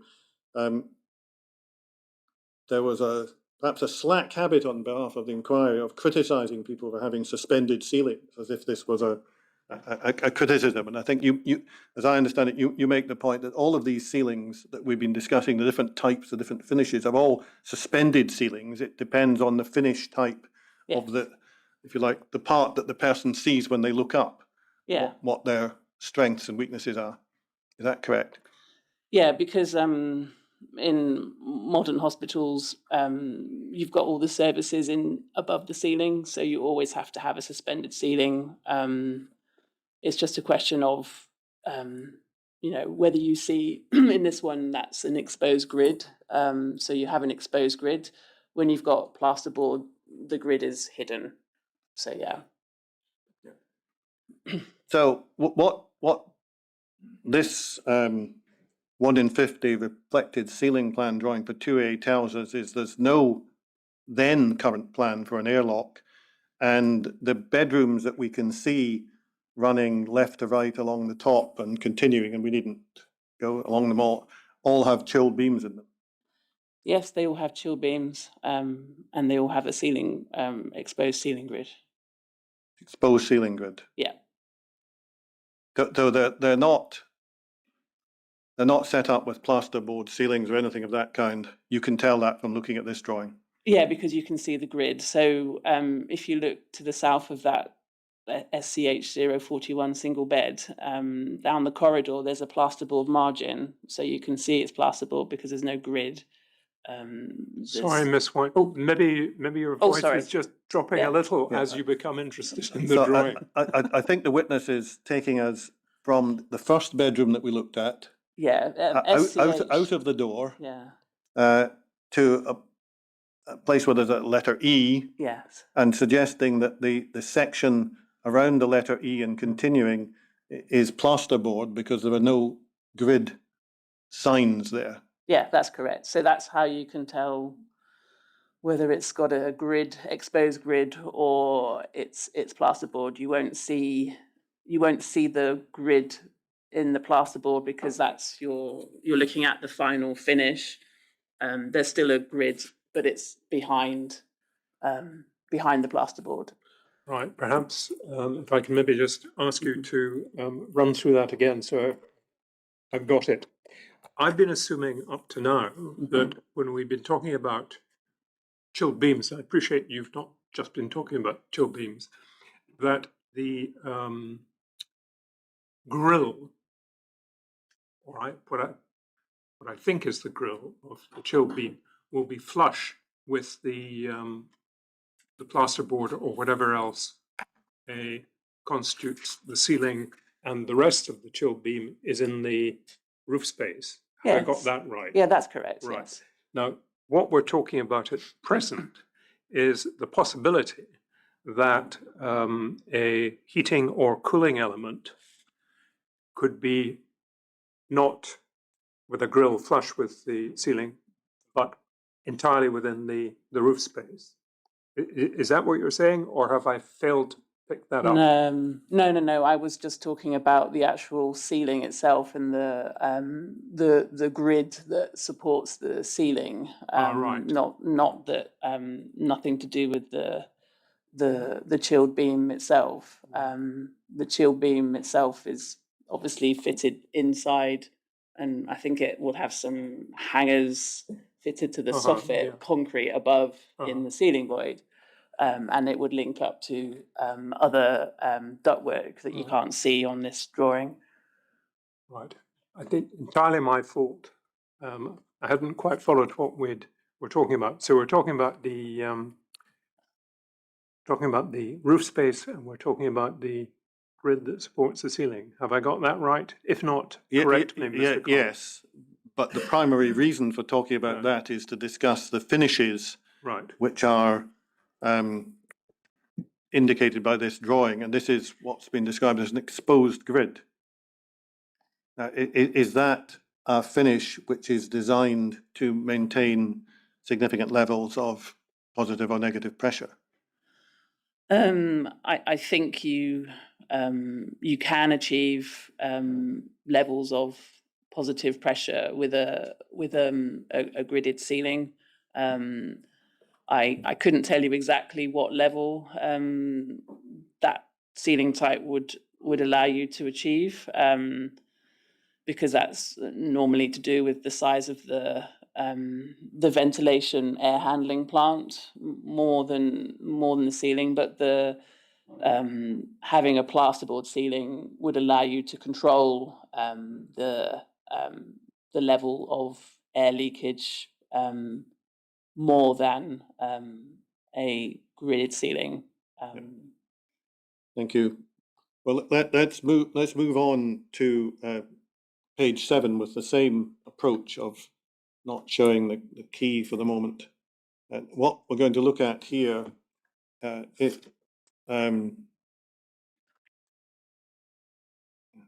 got this right. This is a 1 in 50 layout, is that right? Yeah, so this was a drawing for, I'm going to have to guess now what this, I believe this was for a number of revisions on the side. It's the mock-up. What's the drawing number? Sorry, I know you can't see the right, can you just go to the bottom right? Contract 1 to 50. Right, that I think was the drawing for the mock-up.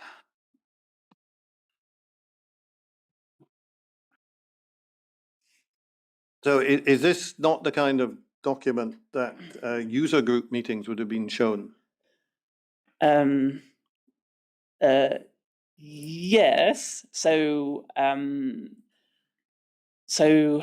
when we talked about the 1 to 50 room types, this drawing without the room elevations on the side would have been used initially to discuss the layout of the furniture, and then the elevations of the walls were added later. So, but this particular example drawing you've chosen is the one that was developed in order to build the mock-up for the children's bedroom. So that's why it's got dimensions. It's not normal to put all these dimensions on this plan. That would normally be on the bigger 1 to 50 plan, but this was specifically done for the mock-up. And this almost looks like a pattern for building a doll's house. That if you cut it all out, you could fold them all up and put them together. Is that correct?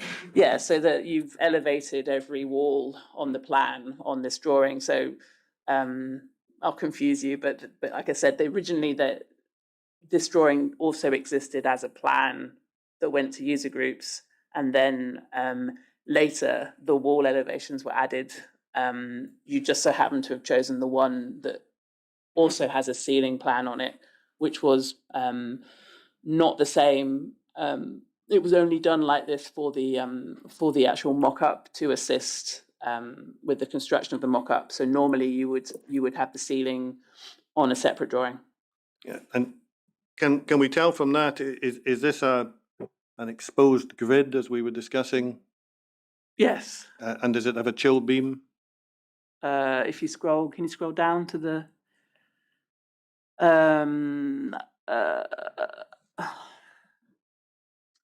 I think,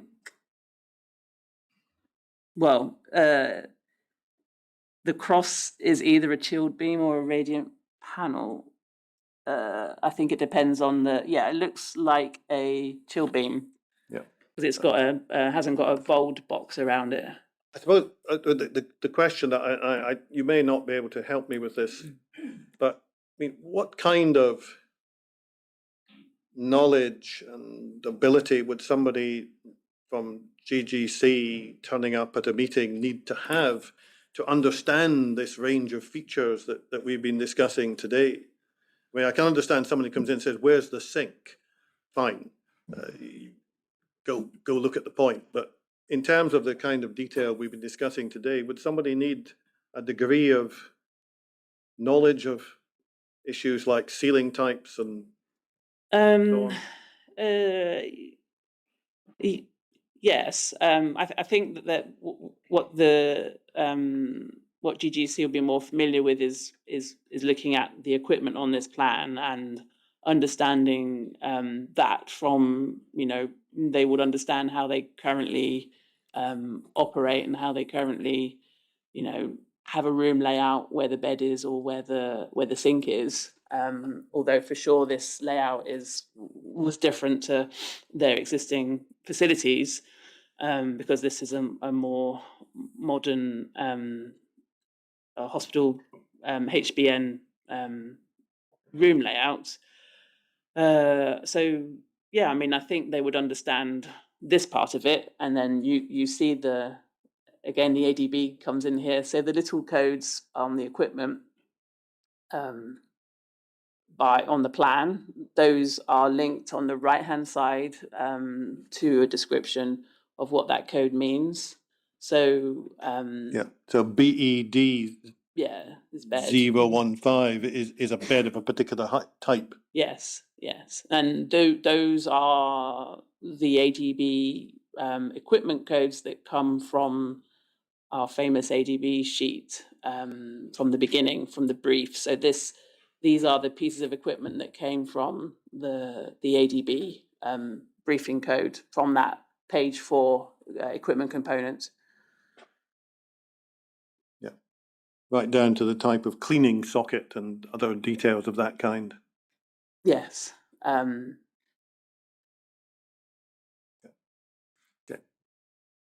Well, let's move on to something else. RDS, room data sheets. That is correct. Now, I just want, again, to look at a couple of parts of a room data sheet, because the impression that a layperson might have is that the room data sheet is, a sheet of paper with some typing on it. But that's an understatement as to what an average room data sheet for an area contains. Is that right? Yes. A room data sheet captures, I think, like we described at the beginning with the ADB sheet. ADB is just a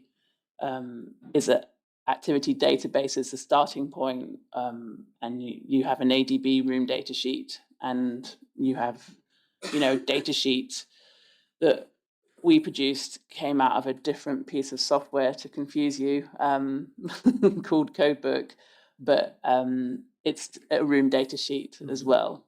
They look very similar. Right. It's just two different pieces of software. Right. So, did I pick up what you said correctly? Codebook. Codebook is the software that we used to produce our room data sheets, and the reason we use that software is that it can link into the drawing. You can link the two things together, and the equipment codes that you see on the plan here, they can be pulled in Codebook, can then generate that room data sheet to match that. Whereas if you left it in ADB system, it's manual, so you'd have mistakes. Does Codebook exactly replicate the information in the activity database, or is it an improvement? It's easier to do changes. So the activity database, it's just to say it's a database. When that part in what they call ADB Manager is agreed, it's just a database that gets pulled into our database, and then you use the shed of accommodation and link it to the rooms in the building, and then the data goes into the room in the building. I was going to ask this question. Is the task of allocating a particular room in a particular hospital to an ADB room code the task of an architect? I mean, is it the architect who carries out that? Yeah, and it's normally a task that a healthcare planner will assist with, because you normally match them on the schedule of accommodation, and then we use that to give us the brief for the room. So it's not normally the architect that will designate the room type to the right room. We may suggest, is this one a good example in terms of it's a square, it's a good shape to demonstrate the example, but it's not normally the architect that would attribute that. I'm not saying we haven't done it in the No. past, but on a project of this But scale. more typically, the task of a healthcare planner. At the beginning, yes. But the healthcare planner would need to work with the NHS team to ensure that they've understood which type is which. So they have the understanding in general terms, but may not specifically to match the client's brief. Does that make sense? I think it makes perfect sense. I'm just trying Yeah. to see how that just works mechanically. Yeah. Picture I've got is two different skill sets sitting down together. The clinician who knows what she wants by the way of a room. For example, a room that's suitable for nursing a child with an oncological a condition, and a healthcare planner whose skill set is to do with the design of hospitals at a fairly high level, as I'm understanding it. Now, does it need these two people, as it were, to sit down together, or? Yes. With healthcare planners, though, you get two types. You get ones that are more into the equipment detail. So on this project, George, who worked with us, was from the healthcare planning, but his speciality was in equipment. So he has the technical understanding of equipment and ADB. If you were working earlier stage, you would have probably a healthcare planner that's more expertise in strategy. Not necessarily the one that has the expertise in the detail part. So you get two different types of healthcare planners as well. But yeah, they would make a suggestion, but they would need to review it with the NHS team.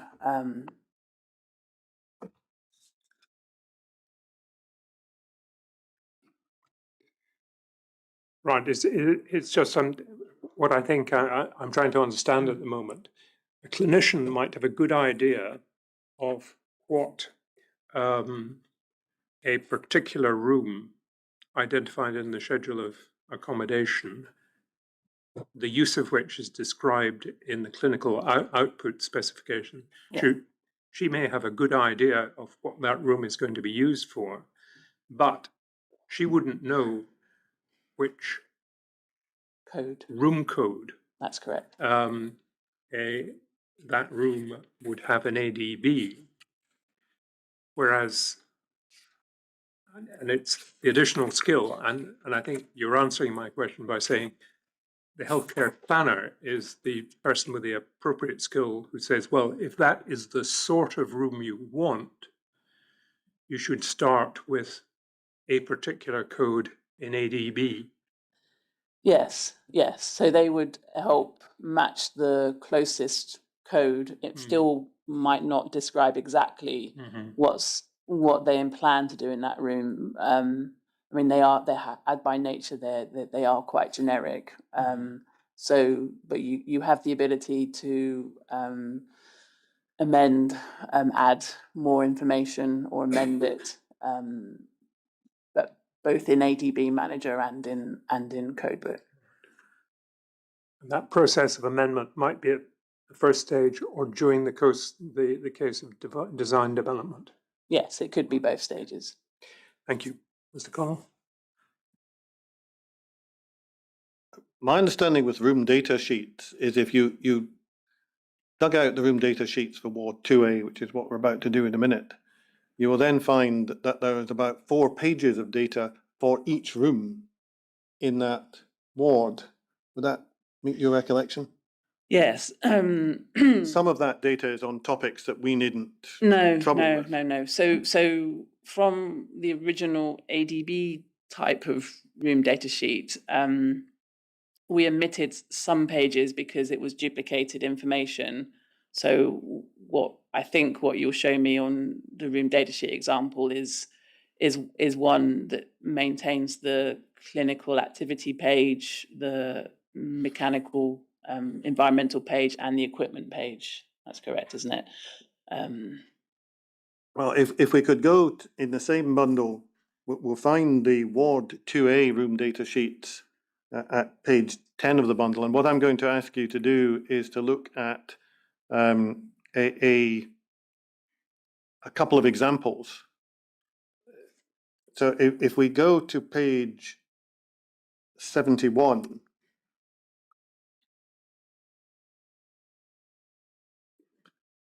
this is a room data sheet environmental for an ensuite in an isolation room, as I understand it. We would have to check it's an ensuite for an isolation room. I couldn't tell you without looking at the plan. There were. Well, can we then go to page 75?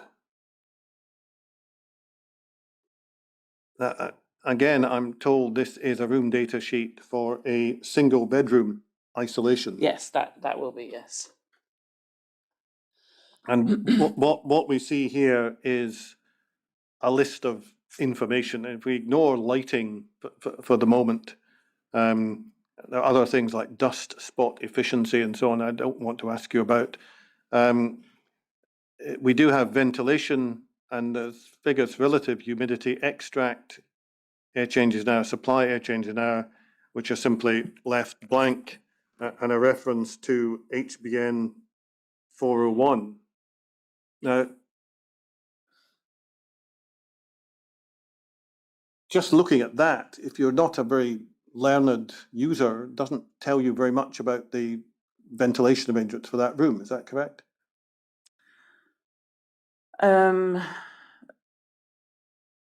I would, yeah. If they're not familiar with the HBN guidance documents, yes, they wouldn't know. And is that the right guidance for immunocompromised individuals' protection? As far as I'm concerned, well, as far as I'm aware, when this was designed, the HBN 0401 Supplement 1 was the guidance for isolation rooms. Even for those who are immunocompromised? I might be wrong here, so you may need to. I mean, I may need to check this later. But I wasn't. I don't believe there was. Even though there was a reference in this version, that they didn't tell you the differences, if there were differences required. But I think you'd have to check with the M&E design team to. No, I'm conscious you're doing your best to cover a lot of ground, and if you don't know the answer, please just say so. Then, if we look at the another one, can we go to page? Well, there is a data sheet for the lobby, and I don't think we'll go there. Other than my information is that there's no information about the supply and extract ACH there either. And there's another reference to HBN. And we go to a typical patient bedroom. So this is still in 2A, page 250. So this is a typical patient bedroom in Ward 2A, which has the mechanical ventilation note, supply air rate at 40 litres a second.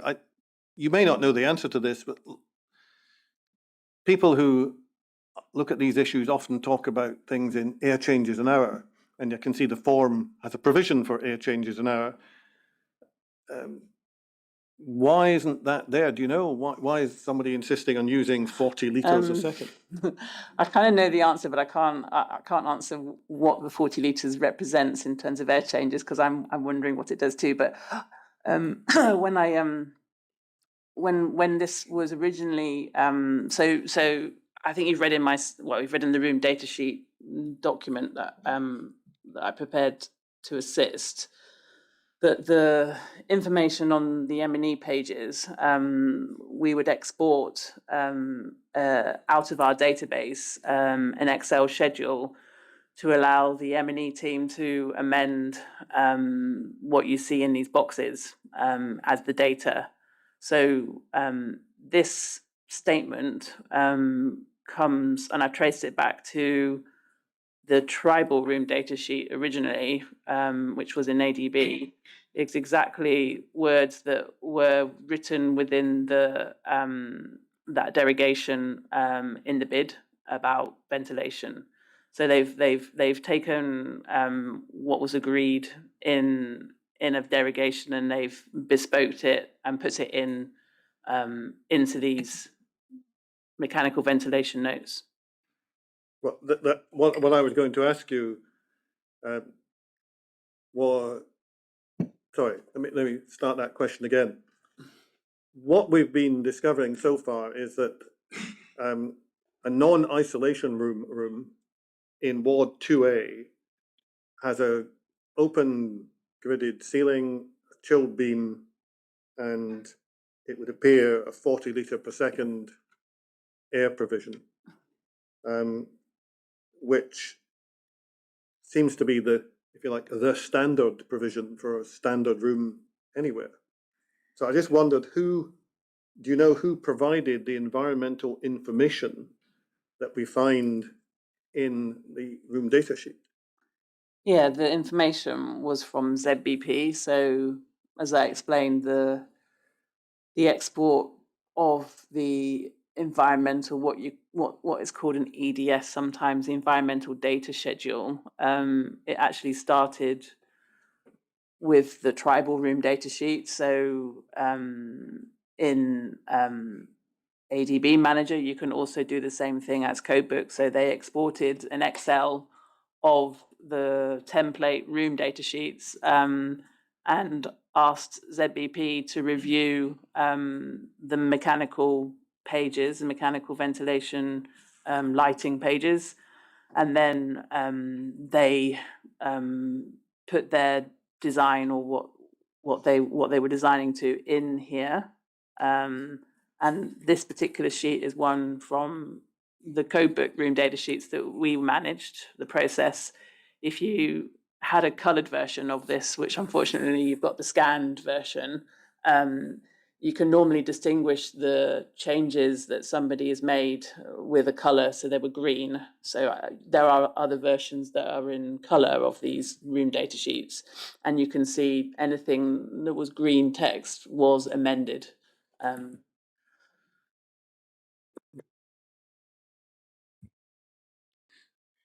Do you know, and if you don't know, please just tell me, if anybody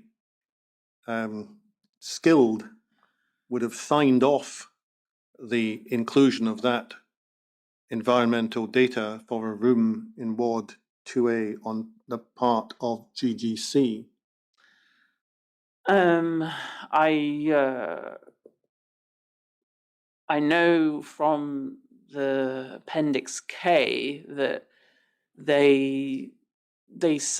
it was reviewed with Wallace Whittle and possibly Capita, I think, from that contract set, and it wasn't on room data sheets. It was on the export environmental data schedule, that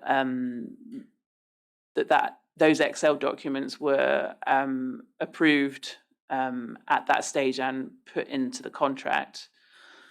Thereafter, these room data sheets are the ones that were developed afterwards, and the same process would have been, we exported the data into Excel for the mechanical engineers to review and copy the data or amend the data. You've used the expression export environmental data schedule previously, just so that I can keep up. Mm-hmm. Could you explain what we're talking about? So the database, so the even if you called it ADB, but the database of this information, trying to do it simply, you can export it into Excel to allow it to be amended by somebody else outside of the database, and they don't require the codebook or ADB manager in order to update, and it exports it into a format they can use and type into, and then we bring it back into the database, and then that updates the database to what they've amended, and then what you see here on the data sheet is what was produced. Right. So, forgive me for being so pedestrian. No, that's okay. Pedestrian and ignorant, I suspect.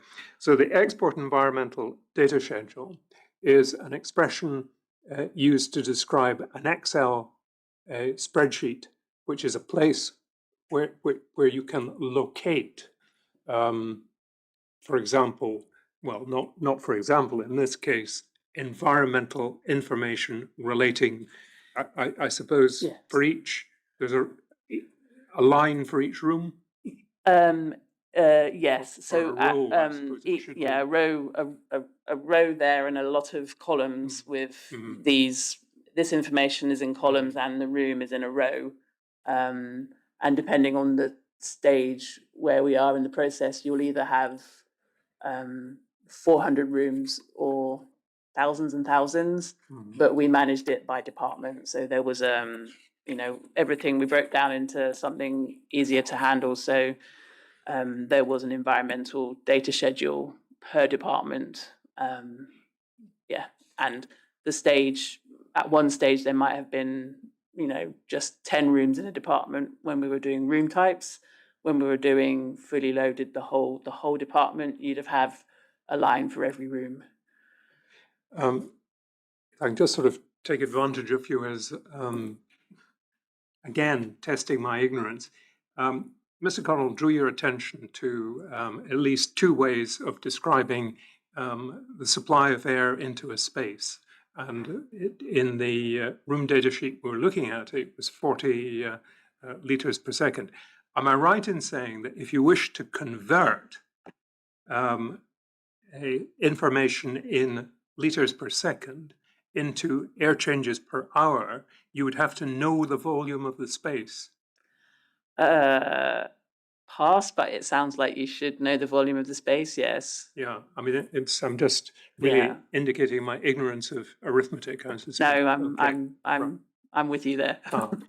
But there is not an easy conversion. I mean, no, I believe there's a formula, but yeah. I mean, they're describing different sorts of activity. I think they are, yes, but yeah. Right. Thank you. Sorry, Mr. Connell. We'll just stick to 2A at the moment, if we may, partly because it's one of the wards of particular interest to this inquiry, and because we've been looking at it just now. First of all, can I just take a general point from you? Am I right in understanding from your statement that if you went looking in the ADB sheet box or window, you wouldn't find an ADB sheet for someone who was immunocompromised? No, because I did that test because I also wondered, because it was a question that was part of your questionnaire. So I asked our data manager to have a look at all the versions of ADB that we have access to, and he gave me the export of the rooms and that are available, and that there is no room that's designated for that as a bedroom type. So just in fairness to you, if we can just go back to your witness statement, please, at, I think it'll be page 201. Hopefully. Can't be 201. Apologies. Looking for the reference to 200. Go back a page. I'm still trying to find a reference to the immunocompromised person. Question 30. We got question 30, perhaps the next page.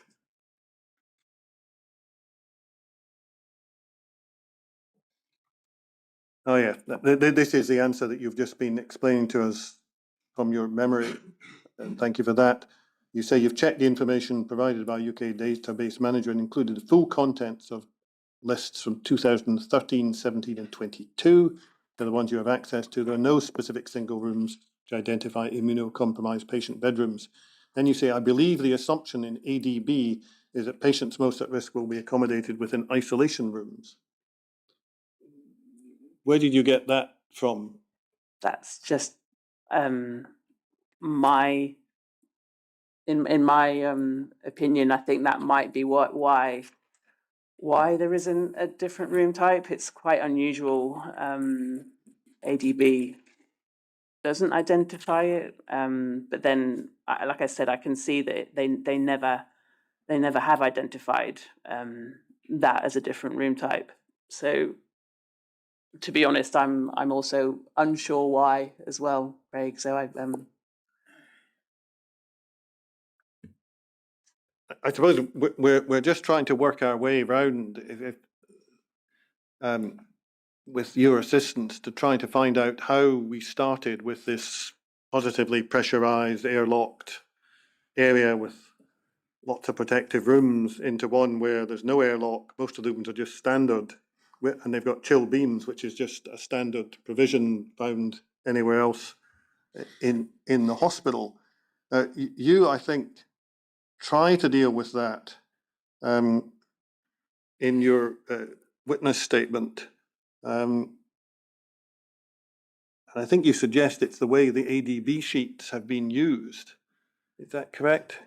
yeah, I mean, when I went through the history, I tried to see how variations of room types occurred, and I could trace some codes. Like I think the one that I've written there for the adult hematology oncology bedrooms, where we kind of put another number to make it identify as a different room. So, this was a long time ago. I've assumed that we did understand there were some differences in some of these rooms, and certainly for the rooms that were hemodialysis, they were definitely identified by ourselves as different rooms because we had different equipment. So normally you would try and keep the same brief for, you're trying to standardize a building. If you can maintain the same brief, you will, and you make variations of a particular room type if there are variations required. But can we try and get your witness statement at, should be 225, again, if my numbering is right. Yeah, this is a page at which I think you're trying to work your way through the process you've just been outlining. And And you say about halfway down that page, the ZBP design progressed with a template RDS revised brief, understanding the bedrooms within the isolation suite should not have chilled beams.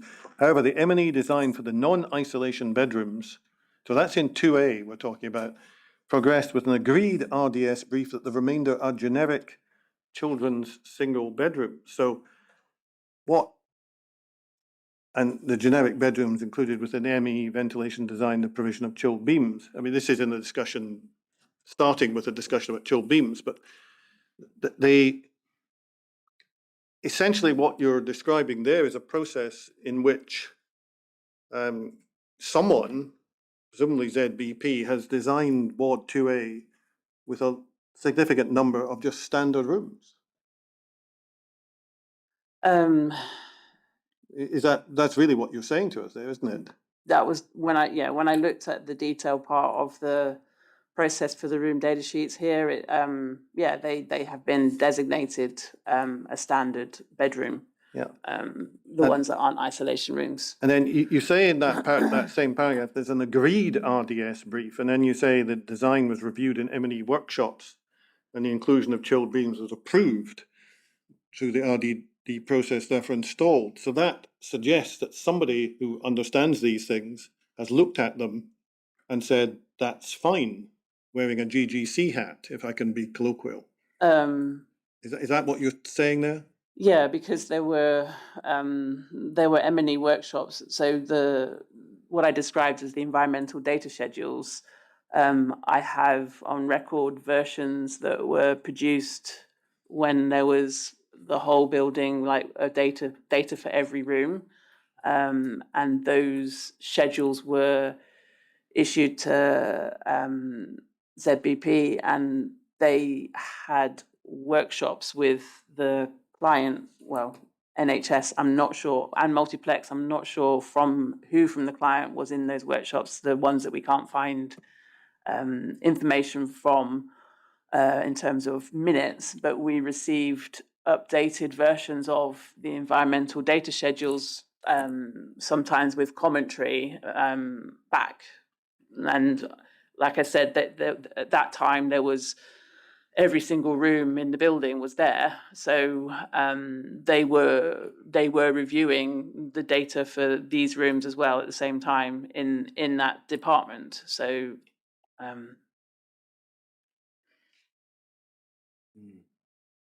yeah, I just put it to just in case it helps at all. In your earlier evidence, you suggested that one possible person who might have been in these discussions wearing a GGC hat was Wallace Whittle. Now, I have to suggest to you that at least the information I have is that Wallace Whittle's role for GGC as a sub-consultant of Currie and Brown ceased very early in 2010. And therefore, if somebody calling themselves Wallace Whittle was in any of these meetings later, it would be because Wallace Whittle re-emerged as a consultant on the multiplex side. Yeah. No. They as far as I'm aware, they were involved up to the point of reviewing the Appendix K full business case submission, and thereafter they were not involved client side on the hospitals. Then, like you say, they took over ZBP, and then they changed their name as well. So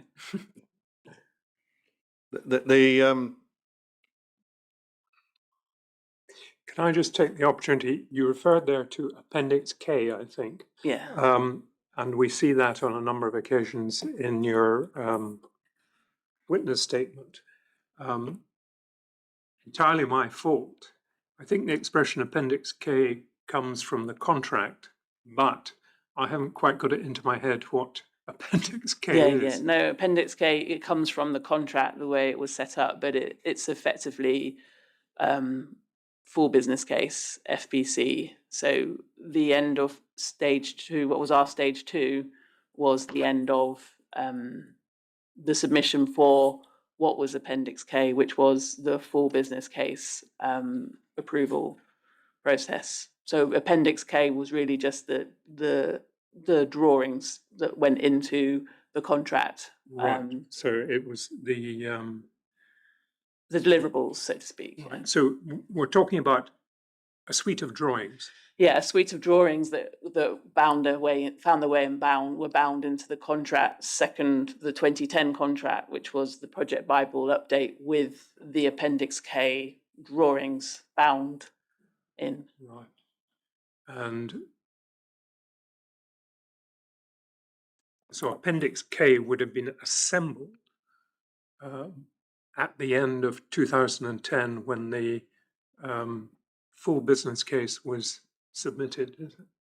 Yeah, that's correct. So Appendix K was referenced in the bid documents, and there was a scope explaining what was required for Appendix K. And then at the beginning, end of 2009, beginning of 2010, there were some discussions over what level of detail we could produce in the 1 year or less than 1 year that we had. And then there was an agreement of the design documentation that was going into Appendix K in that timeline, and the rest of the documentation that they wanted to see previously in Appendix K became the reviewable design data. Right, okay.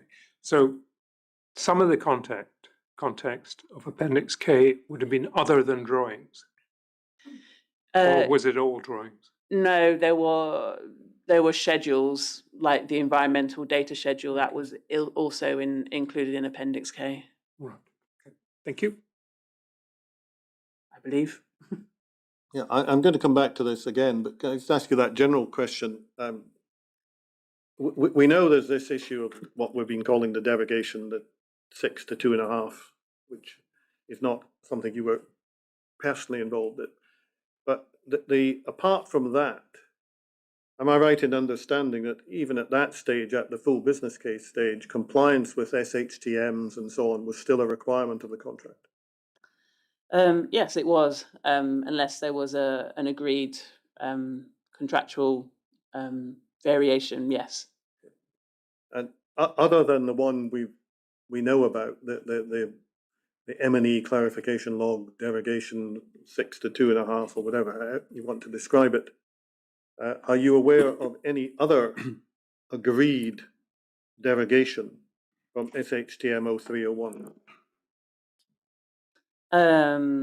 Ventilation, yeah, I am aware of something in the isolation rooms where the air change went from 10 to 6. Apart from that, Apart from that one too. yeah, and where is the agreement of that recorded? Do you know? Where would we find The it? 10 till 6. Yeah. Because I ask you that because one of the questions that we debated long and hard at the last session of the inquiry was, if you're going to derogate from something like that, please try and make it clear and who's agreed it and record it somewhere. Yeah. I just wondered where that one might be. I mean, I would agree with you. It is normal that you have a derogation schedule that is more transparent, that you can see all the decisions. For some reason, this wasn't the approach, and it meant that there were some derogations that weren't clear because they were in the contract documents and not clear, as in they followed through. If you asked me that again on another project, we wouldn't do that. We would keep them on a derogation schedule. So there are the other examples that you will find are within the fire strategy. So the fire strategy, obviously very complex design. So there are fire engineering aspects to it. So there are things that are captured in the fire strategy document that you could term them as derogations or a methodology of compliance. I think the same would be the case for acoustics. There would also be similar things within the acoustic strategy, and that strategy document will have in the back of it a list of what you call derogations, or they didn't like to call them derogations, alternative compliance.